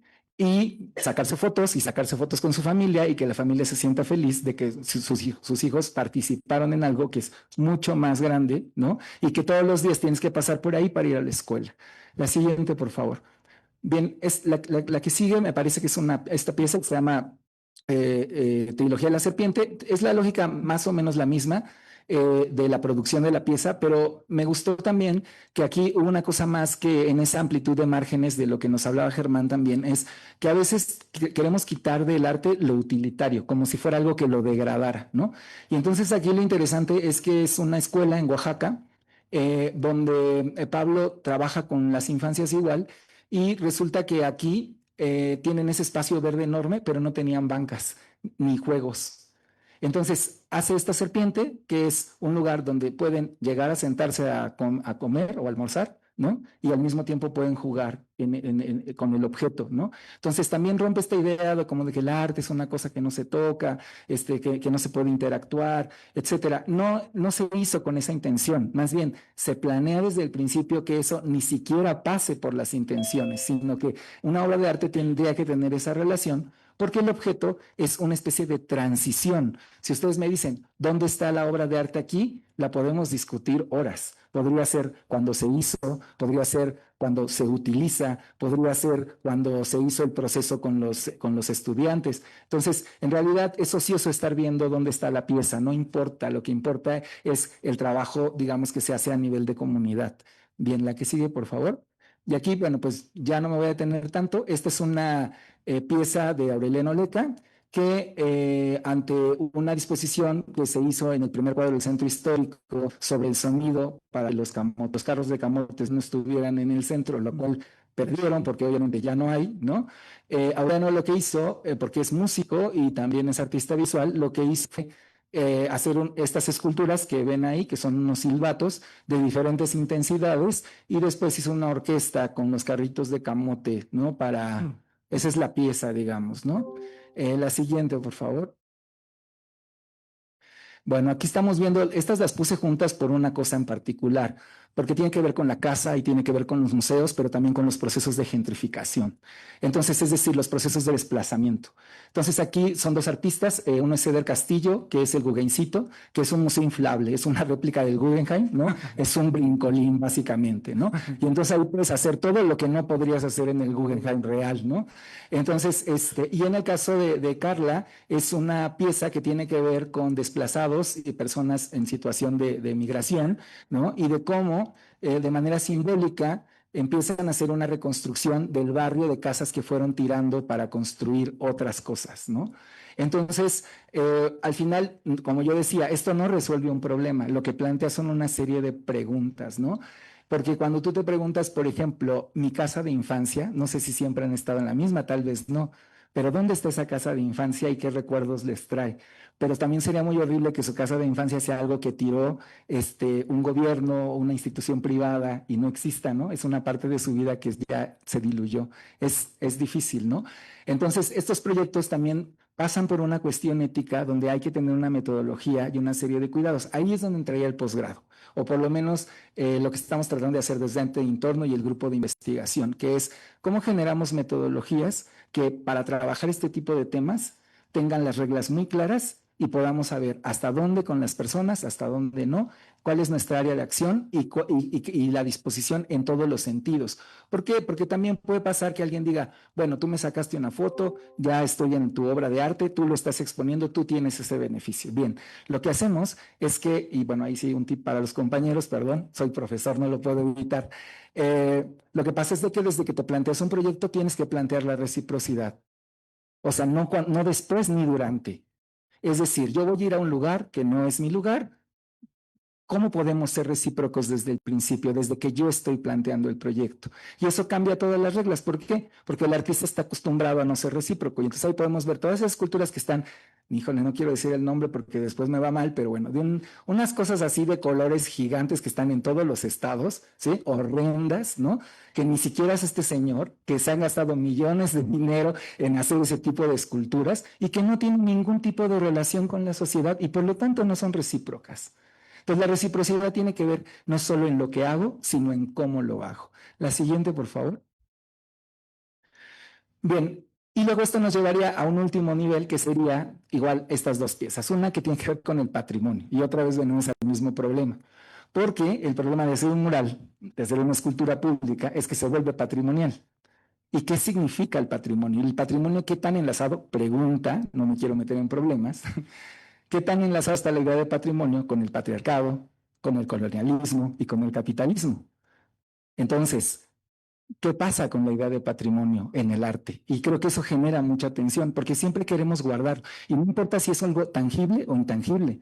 El cuestionamiento de que yo venga y, no sé, hago un hoyo aquí aquí en este edificio, o sea, es un rollo patrimonial. Y entonces, y si yo les digo que es una expresión artística, vamos a entrar en una controversia enorme que no nos va a llevar a ningún lugar. Lo importante es hacernos esa pregunta. Entonces, en la pieza donde se ve la piedra, es una piedra realmente patrimonial que sacó la artista Perla Ramos de un sitio, ¿no? Y la movió a otro sitio. Y entonces cuestiona el peso del patrimonio. ¿Qué peso tiene el patrimonio en la sociedad? No en un grupo de personas que quieren preservarlo. Eso es lo que hay que preguntarnos desde mi punto de vista. Y la segunda, que es más o menos igual, es toda la cosa que hay en la calle, ¿no? Que utilizamos desde la institución para prohibir que haya gente que se ponga en actividades, digamos, como el comercio ambulante, ¿no? Piensen en estas plazas comerciales donde ponen estos como bloques, ¿no? Si me explico, esta pieza de Claudia empieza con eso. Ella va a una de esas plazas, se cae, se quiebra la pierna, no le quieren pagar eso, ¿no? Ese mobiliario no es del gobierno, es un mobiliario que ponen en las plazas para que los ambulantes no se pongan, ¿no?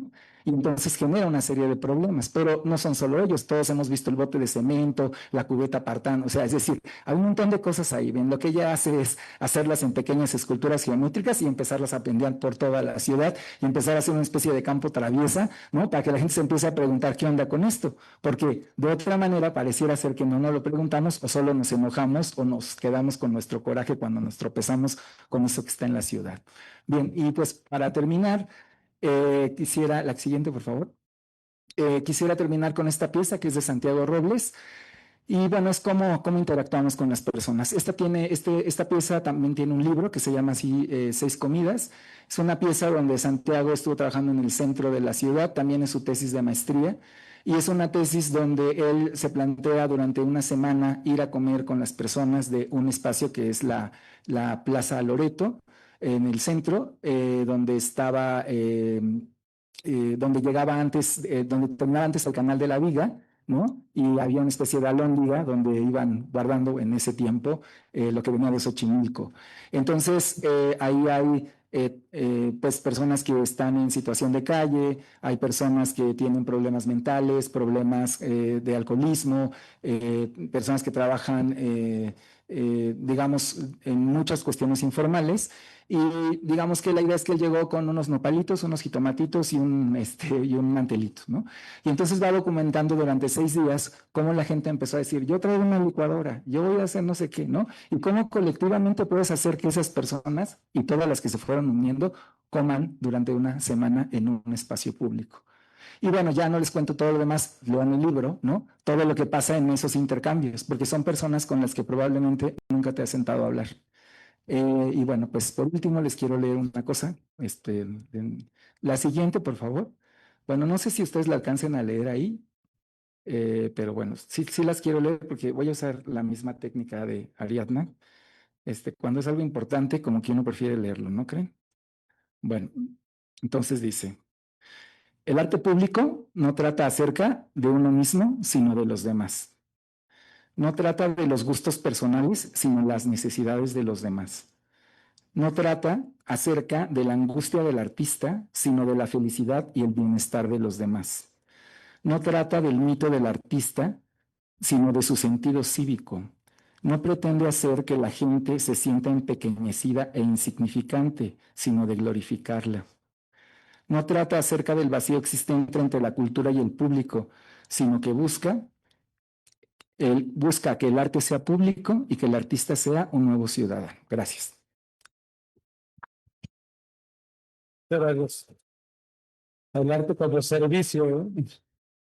Muchas gracias, doctor Ricardo Pavel. Varias anotaciones importantes. Espero que hayan tomado nota todos ustedes, porque a continuación abriremos una primera ronda de preguntas y respuestas. Recapitulando un poco, bueno, es muy importante esa cuestión de plantear desde el inicio un proyecto, la reciprocidad. Había escuchado también en una conferencia magistral un buen muralista aquí en Cámara de Diputados que hablaba justamente de esas intervenciones o de esos murales u otro tipo de obras artísticas que no eran armónicas u orgánicas con el entorno, que no gozaban de ese elemento que es la empatía o la reciprocidad. Entonces creo que sí es un tema relevante que podríamos ir desdoblando. Teniendo en cuenta, gracias a todos los panelistas, a todos los que nos acompañan en esta mesa, queremos inaugurar una primera ronda de preguntas y respuestas. Hasta 3 preguntas consideraría yo que es prudente para que puedan dar contestación los miembros de la mesa, y luego pasaríamos a una segunda ronda de preguntas y respuestas. Pueden levantar la mano y con gusto les podremos acercar un micrófono. Gracias, qué amable. Gracias, bueno, pues, felicitarles. Y más que una pregunta, es un poco de redondear. Me parece que justamente es ahora este arte, el arte contemporáneo, este arte que cuestiona, este arte que además ahora se está llamando arte experiencial, ¿no? porque es ahora con las nuevas tecnologías, es una inversión que bueno, hace que seas parte de ello. Algo que a mí me gustaría plantear es, ¿por qué a 100 años del muralismo no se ha tomado el canon del códice, que tiene una estructura concéntrica, centrífuga, que tiene varios, digo, y que es nuestro único canon estético del pasado y que no está ni en la plástica ni está en el cine, no está en ningún arte? A mí me parece que a 100 años debió haber sido parte que el muralismo sean códices, ¿no? O sea, no una estampa, ¿no? O sea, a mí, de 1000 días de Siqueiros de participar en la revolución, ya estaba en Europa hablando de un muralismo que sirvió para justificar la Revolución Mexicana, ¿no? De que había llegado a su cumbre más alta de la cultura, ¿no? Un poco, pues, medio retórico, pero creo que el muralismo ahora debe de contarnos esa historia, ¿no? Entonces, no sé, yo recuerdo en la primaria que teníamos el plano de la Revolución Mexicana pero si me hubieran puesto un códice, o sea, de la Revolución Mexicana, ¿quién mató a quién? O sea, la verdad, me hubiera quedado muy claro, o sea, la revolución y verlo. O sea, porque creo que es eso, la grandiosidad del códice es que ven, aprendes y se te queda. O sea, es una manera visual de tomar conciencia, de tomar una historia, de darle en fin, tiene todos estos elementos que a mí me gustaría que fueran, ¿no? Está además también ya la posibilidad de hacer los murales digitales, ¿no? E inclusive de manera colectiva también de la gente. Y entonces se convierte en una experiencia totalmente colectiva, educativa. En fin, creo que es por ahí. Y bueno, pues sí, felicitarles por todo el esfuerzo que hacen para ello. Gracias. Muchas gracias. Bueno, yo rapidísimo. Santiago Robles tiene, de lo que acabas de decir, tiene un códice que es sobre el Tratado de Libre Comercio, ¿no? Y está interesante, igual si lo conoces, es una pieza muy bonita. Además está hecho en papel amate y con pura grana cochinilla y todos los dibujos son con punta de maguey. Gracias. Otras dos preguntas para cerrar esta primera ronda. Si tenemos de este lado a alguien que levantó la mano y también en el otro extremo. Bueno, pues primero también felicitar a los magníficos ponentes, la verdad nos han ilustrado con su experiencia, su conocimiento, con todo este trabajo que han hecho con jóvenes también, con todas las personas. Me llama mucho la atención esta retórica del doctor Pavel de sabemos que el arte cuestiona, pero no resuelve. Pero ese cuestionamiento nos hace preguntar y nos atraviesa a todos para encontrar respuestas, ¿no? Creo que por ahí también hay mucho camino, sobre todo porque, como bien decías, eh, situaciones en la sociedad que nos atraviesan a todos y entra el tema de la complejidad como el arte y otras disciplinas a través de los cuestionamientos del arte como factor social, político, económico, puede ayudar a otras disciplinas a encontrar respuestas, ¿no? No sé si es un poco eso. Sí, sí, si quiere, tomamos, doctor, me lo permite la siguiente pregunta a la compañera y luego ya contestamos de manera indistinta a cualquiera de los miembros de la mesa.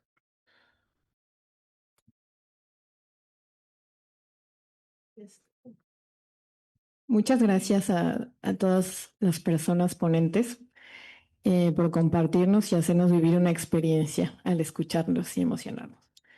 Tengo una pregunta para la primera participación, porque a veces se visualiza que entre los jóvenes y las generaciones de personas adultas hay una ruptura, ¿no? Como incluso un dibujo de Mafalda lo refiere así puntualmente, no se entiende, como si fueran dos pues formas de ver la vida muy distintas, ¿no? O opuestas.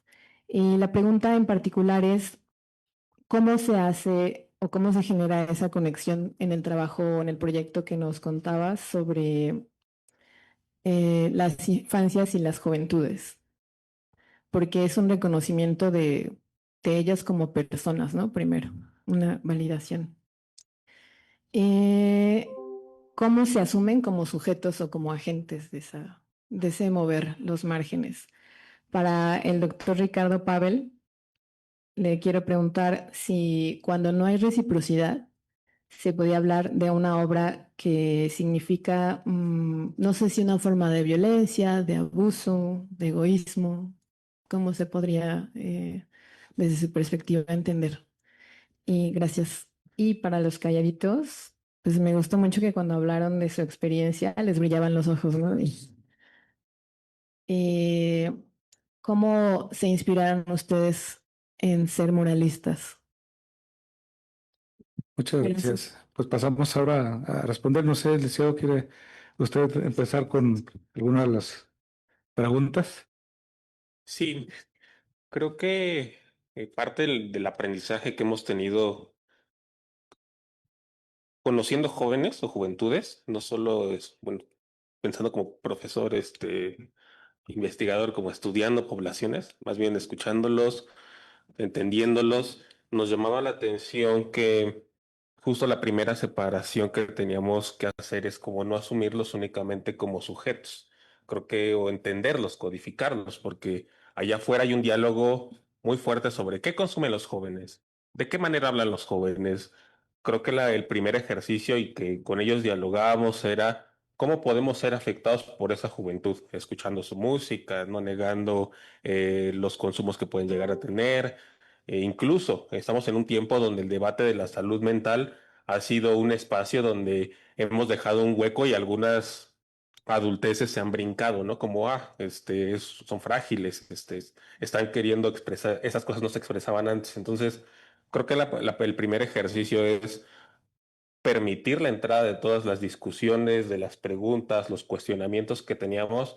De repente, cuando estuvimos haciendo el estudio y platicábamos con las distintas áreas de comunicación y de difusión cultural que tenía la universidad, lo primero que decían, quizá no quiero nuevas formas de poder generar una discusión de arte o cultura juvenil, solo ayúdame a legitimar un poco de lo que ya hago, de no jugar quizá en el salón o en la obra, en una ponencia como esa, déjame practicar, déjame aprender de ti. Y creo que ese es el primer escenario, ¿no? Empezar a dialogar con las juventudes y escucharles. Porque en esos casos me decían, oye, ¿quieres que venga lo FUNAM a la universidad? Quizás sí me va a emocionar, quizá voy a entender quién era Tchaikovsky, que también era un sad boy como el Junior H, ¿no? Pero de repente te enterarás, dicen, quizá por qué no me invitan a mí a tocar con mi grupo. Y ese ejercicio donde podemos interpretar esos espacios creo que se vuelven relevantes. Pero bueno, les doy la palabra, si también a este lado a los países. Pues creo que a mí me inspiró ser muralista. Desde que ibas en la primaria, todos los libros que te daban, veías grandes obras de grandes pintores y pintoras y creo que desde ahí tenías mucho acceso pues a imaginar con los libros, ¿no? Decir, oh, ¿quién pintó esto? ¿Qué es esto? O cuando te llevaban a los museos, exponernos a ver esas grandes obras en Bellas Artes o cosas así, decías, ay, pues ¿cómo podían hacer esto a estas grandes escalas, ¿no? Creo que no sé, me inspiró el también expresarme, no sé, creo que fue la vida me fue llevando a los muros, pero creo que fue eso, expresarme a través de una obra y gritar lo que siento, que quizá muchas cosas no las puedo decir, a veces son palabras, pero sí sé que lo puedo expresar en una imagen. Entonces, creo que eso me inspira mucho. Sí, creo que como Ari y como yo, siempre quisimos contar historias y al principio, pues quizás no pensábamos hacer murales, pero la vida nos fue llevando a eso. Las convocatorias nos acercaron, nos pusieron la pintura enfrente del muro y ahí empezó todo. Y decir, bueno, teníamos intención de hacer animación o hacer libros. El mural fue lo que más nos dio y ahí también entendimos toda la importancia del mural, ¿no? Todo lo que conlleva trabajar con una comunidad. Pero sí fue un poco así, pero ahorita pues ya entendemos ese valor, ¿no? Pues que tiene el mural.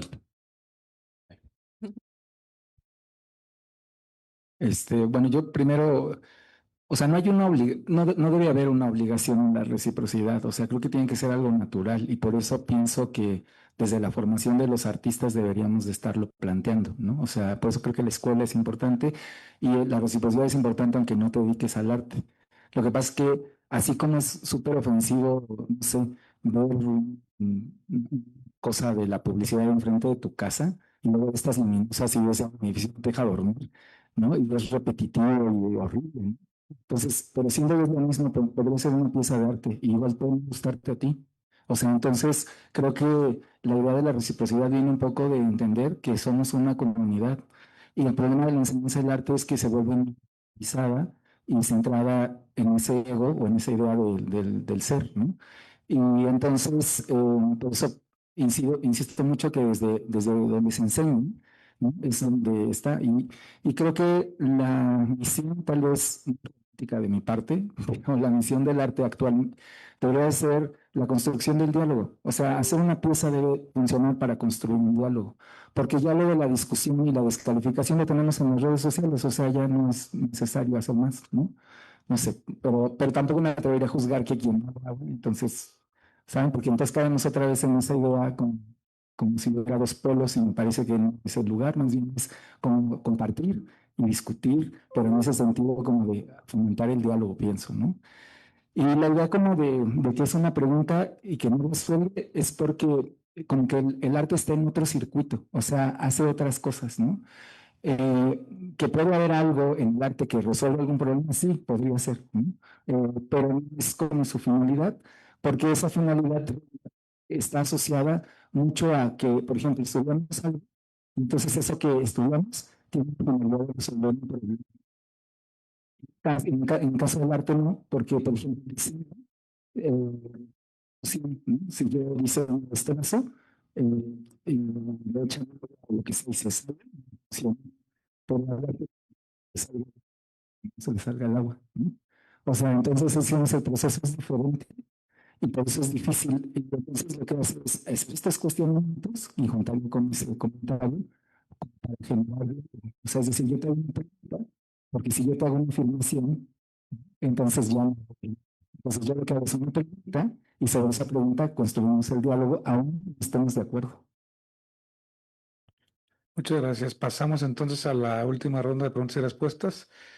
Tres o quizás cuatro máximo. Tenemos ya tres personas. Gracias. Adelante con sus preguntas. Gracias. Para Germán, si nos podrías ilustrar un poco, resumir de estas tendencias o prácticas emergentes, ¿cuáles fueron en el estudio que lo vi es bastante amplio? Son como, bueno, no sé, el que viera como de 150 páginas. ¿Cuáles serían los que más les llamaron la atención o que les ven, digamos, futuro o que van a marcar tendencias, ¿no? Es desde su punto de vista. Y para los calladitos sería qué tanto les ha costado trabajo, por ejemplo, en los espacios para hacer mural y el apoyo de las instituciones, porque regularmente pues la pared o los espacios tienen que ver con una institución, el gobierno, etcétera. Nada. Sí, muchas gracias. Adelante con la siguiente pregunta. Sí, muchas gracias. Feliz y contento de estar nuevamente en esta Casa del Pueblo, Casa de la Cultura. Agradecerte, doctor Robles, agradecer a Omar y felicitar a los ponentes porque nos han dejado alegrías al compartir estos sentimientos, ¿verdad? Vemos que, como bien platican, al expresar este lenguaje, mi pregunta sería para los calladitos, en el inter del empezar precisamente al querer dejar este lenguaje, cómo se enfrentaron, ¿verdad? Vemos lo que bien platicabas, lo que espero que se haya quedado plasmado, ¿verdad? Porque si hay un grito donde se pide incentivar, estimular, precisamente en el marco normativo, para que por medio de nuestros diputados y en sí del que lleva la Comisión de la Cultura, pues precisamente haya esos incentivos, ¿verdad? Porque vemos muchas veces no se cuenta con el recurso, como la pregunta que hace la participante que me antecede, y complica muchas veces a los muralistas, ¿verdad? Yo paso por mi casa y veo que al recuperarse los espacios públicos, dejan plasmado momentos que hasta inclusive uno como ciudadano le llegan a entrar emociones, sentimientos que al paso de los días de las administraciones son, digamos, destruidos por la falta de apoyo o por seguir perseverando, cuidando, pues un antecedente, un registro, o no sé cómo lo pueda llamar en el arte, en la cuestión artística, precisamente de ustedes, al dejarlos plasmados, que pues al paso del tiempo regresas, oyes, pues algo que decías, ¿no? Tenemos que cuidar como sociedad, pero pues muchas veces está supeditada a una autorización de una autoridad que al final del día, pues no se le hace eh, igual. Vemos, a veces vienen procesos, digamos, electorales, donde muchos espacios que de una u otra forma convertidos en arte y cultura, o son secuestrados, perdón por la palabra, por quitar lo que ya una vez se dejó plasmado con algo visual, que la ciudadanía al menos encontró un sentimiento en ese arte. ¿Sería cuánto? Sí, gracias. De este lado me parece que he levantado la mano. Sí.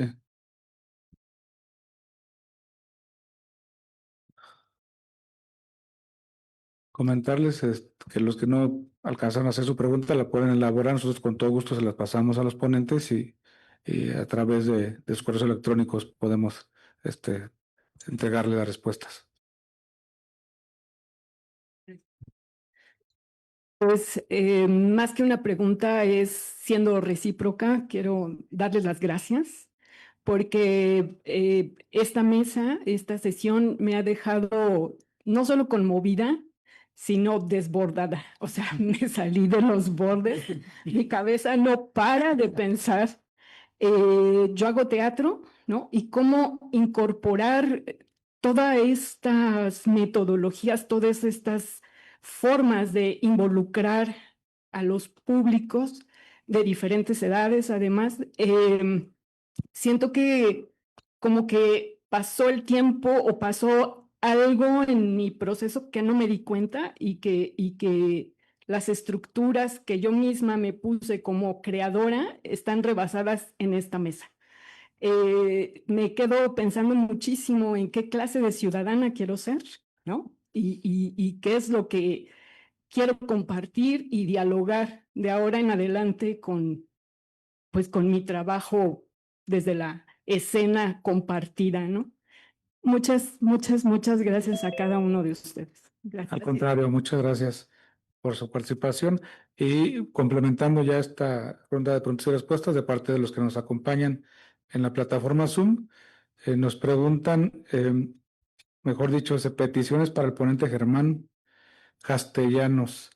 ¿Puede ahondar en el concepto de linealidad desde su propia definición y la aplicación que le dé a este interesante tema de arte, del arte y cultura? Bueno, entonces pasamos a las respuestas y les agradecemos de antemano. Pues respondiéndole a los dos, hola, gracias por su pregunta.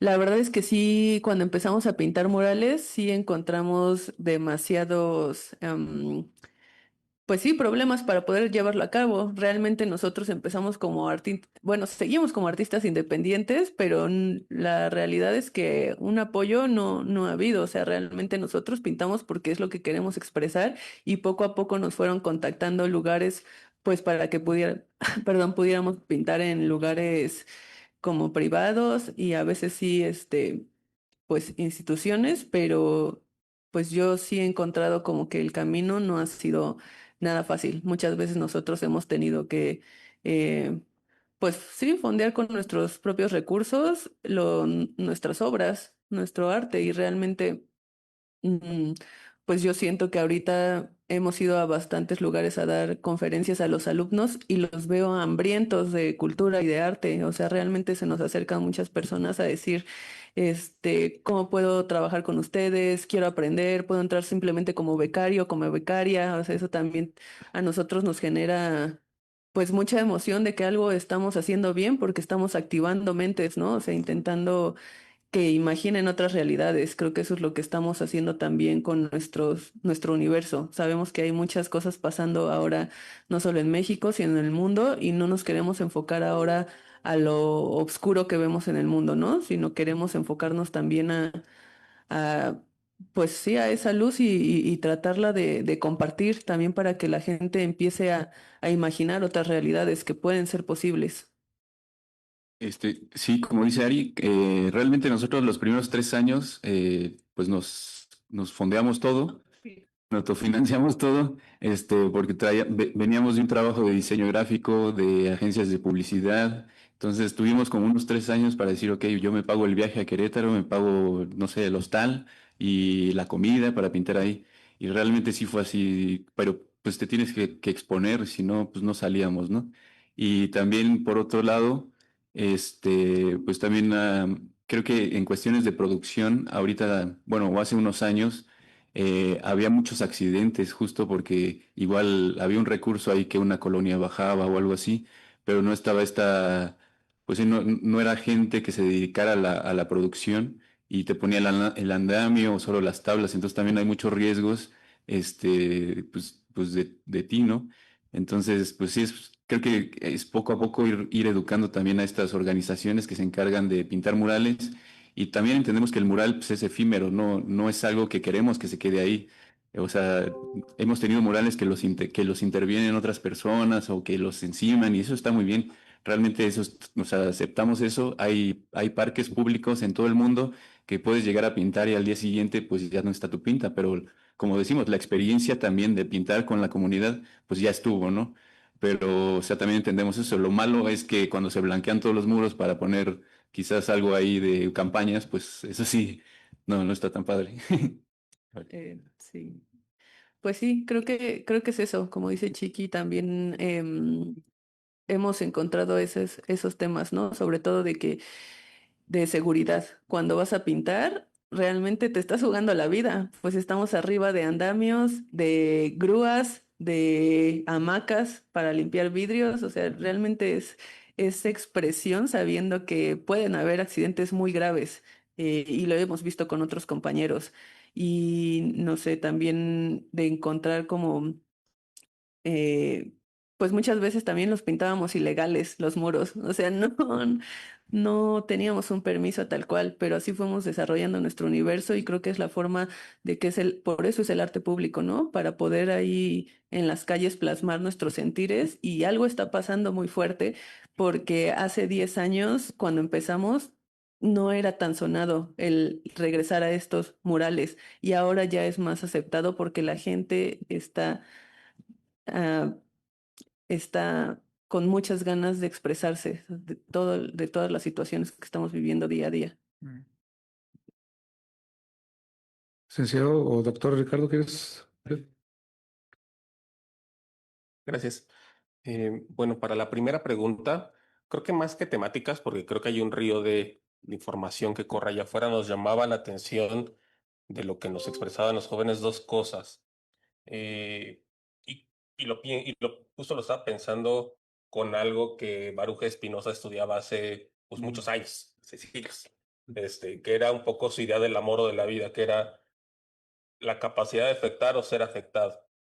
Y lo menciono porque en la idea que manejaba incluso Pavel sobre los procesos, creo que es innegable o es inseparable más bien la idea de vivir colectivamente. Y creo que en las juventudes que nos encontramos una expresión, ya llegando a las temáticas, es el poderse encontrarse con talleres de cualquier tipo, de escritura. Quizá no va a ser escribir una novela, pero sí podrá ser escribir una nueva forma de poesía que rompa la métrica. Estamos plagados de repente de dispositivos, ¿no? Ahorita digitales, hay formatos TikToks, hay reels, hay carruseles, hay un montón de otra serie de cosas. Y nos llama la atención el taller porque al final, más allá de lo que pueda aprender, recordar que esa juventud sigue viviendo procesos de identidad. Y creo que el taller construye algo relevante, que es construir identidad a través del hacer. Es el hacer observando, el hacer viendo, el hacer cuestionando. Y la otra es cómo ganamos espacios. Y ahorita creo que va un poco con la respuesta de la linealidad. la capacidad de encontrar espacios que parece que son suficientes, los digitales, pero los espacios con los que nos encontramos a veces son nuestros barrios, nuestras colonias, así como los calladitos ahí clandestinamente pintaban los espacios, pues igual los de las escuelas. Es qué espacio me pertenece en una institución de donde soy parte, ¿no? Si de repente alguien quisiera construir obra aquí, ¿cuál es el espacio que tiene la persona para crear? Yo pensaría en esas dos cosas, ¿no? El cómo les damos herramientas para estar y conectarse, para identificarse y para exhibirse. Y pensando en la linealidad, creo que no solo es una manera de repensar los procesos, algo que me gustaba era que cómo se cuestionaba el tiempo presente. La juventud cuestionaba muchas de las cosas, desde cosas que regularmente en la política y en la política pública se discute, ¿no? Como la juventud es el futuro y muchos los jóvenes hoy también se cuestionan, ¿qué futuro quieres al que me comprometa, ¿no? Y parte de la discusión de romper la linealidad implica pues un poco la idea de la libertad y es tener opciones. Esa libertad, pensando en esta linealidad que me preguntaban, era ¿cómo gano control quizá de mi vida? Quizá puedes iniciar entendiendo mis emociones, no necesariamente entendiendo quizá la vida que quisieron mis padres, una visión educativa, tener un empleo, ya incluso obras al pasado lo han cuestionado. Creo que cómo decides individualmente, sobre todo en un entorno donde ser joven de repente no es ser considerado como alguien con pensamiento maduro. Y creo que nos encontramos superiormente con una idea de poder cuestionar aquello en donde vivimos. Y en este caso es qué es la vida que pues quieren vivir o en dónde quieren estar, ¿no? Como decía Pavel, quizás no es romper con las instituciones, es ver de qué manera caben esas vidas en los procesos que actualmente pues vive el país y un país como en el que nos encontramos el día de hoy. Gracias. Muchas gracias, licenciado Germán. Doctor Pavel. Sus impresiones finales. Hijo, pero ya me voy preguntando. No, pues yo quedé pensando en esto que decía Germán. Y sí es difícil porque es que estuve, yo creo que estuve en el CCH Sur, donde en Francia. Esto un poco para que hicieran sus imágenes los estudiantes, fue hablar de cómo proyectaban esa idea de futuro en su escolaridad, digamos, pues van a una licenciatura, ¿no? Y aparte de que generaron catastróficas, a lo mejor hubiera sido mejor que ustedes lo digan. La portada del fanzine era, hagan de cuenta, una especie de, se va como una carretera, había una placa de estas que, como de señalética, ¿no? Y con un color que decía el mundo. Entonces, pues, siento que justo con eso, ¿no?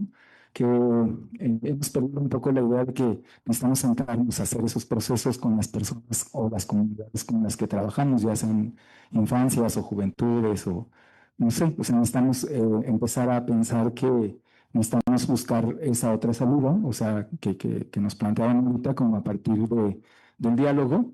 Y pues sobre todo también, yo pienso en dos cosas cuando empiezo a trabajar en un taller con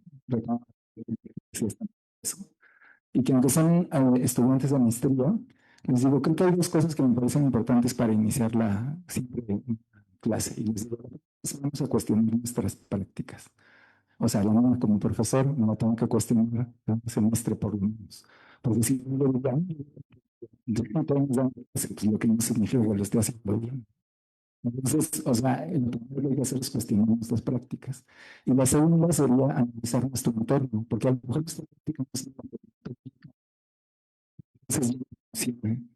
entonces creo que en ese sentido sí creo que sería excelente dejar que es una cuestión de competencia, o una cuestión como de llegar a un lugar, para empezar a pensar esos futuros posibles, empezar a generar estrategias de diálogo entre todos y todas, porque si no, pues es muy difícil. Y ya, muchas gracias. Al contrario, gracias, doctor Ricardo.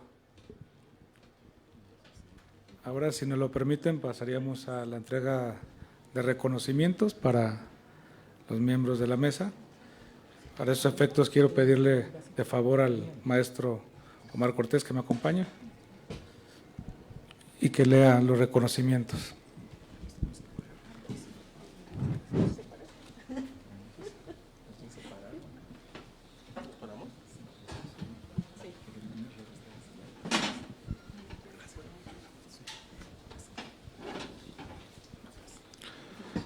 Muchísimas gracias a todos los conferencistas magistrales de esta primera sesión. Este reconocimiento es para los calladitos, la Junta de Coordinación Política, la Secretaría General, la Secretaría de Servicios Administrativos y Financieros, así como la Dirección General del Espacio Cultural San Lázaro, extienden el reconocimiento a Ariadna Galás y a Jorge Peralta Galindo, los calladitos. Felicidades por su participación.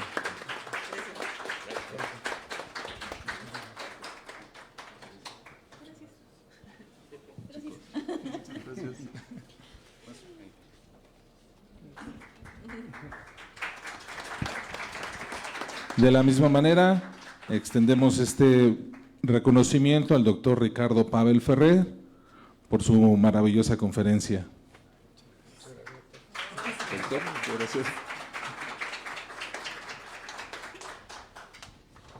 Y por supuesto al licenciado Germán Castellanos García, que es importante también comentar que fue inspiración el trabajo que hicieron de investigación con los jóvenes de la UNAM, las temáticas de este seminario. Entonces les agradecemos doblemente su trabajo y su contribución a la sociedad.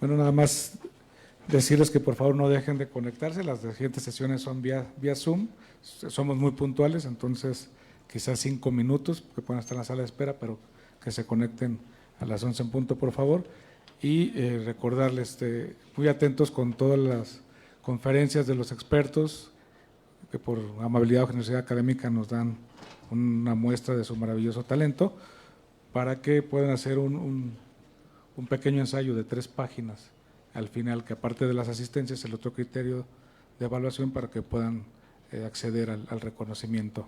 Muchas gracias, enhorabuena a todos ustedes, muy buena tarde. Sí, muchas gracias. El Espacio Cultural San Lázaro de la 66ª Legislatura de la Cámara de Diputados les agradece su asistencia. Buenas tardes y muchas gracias.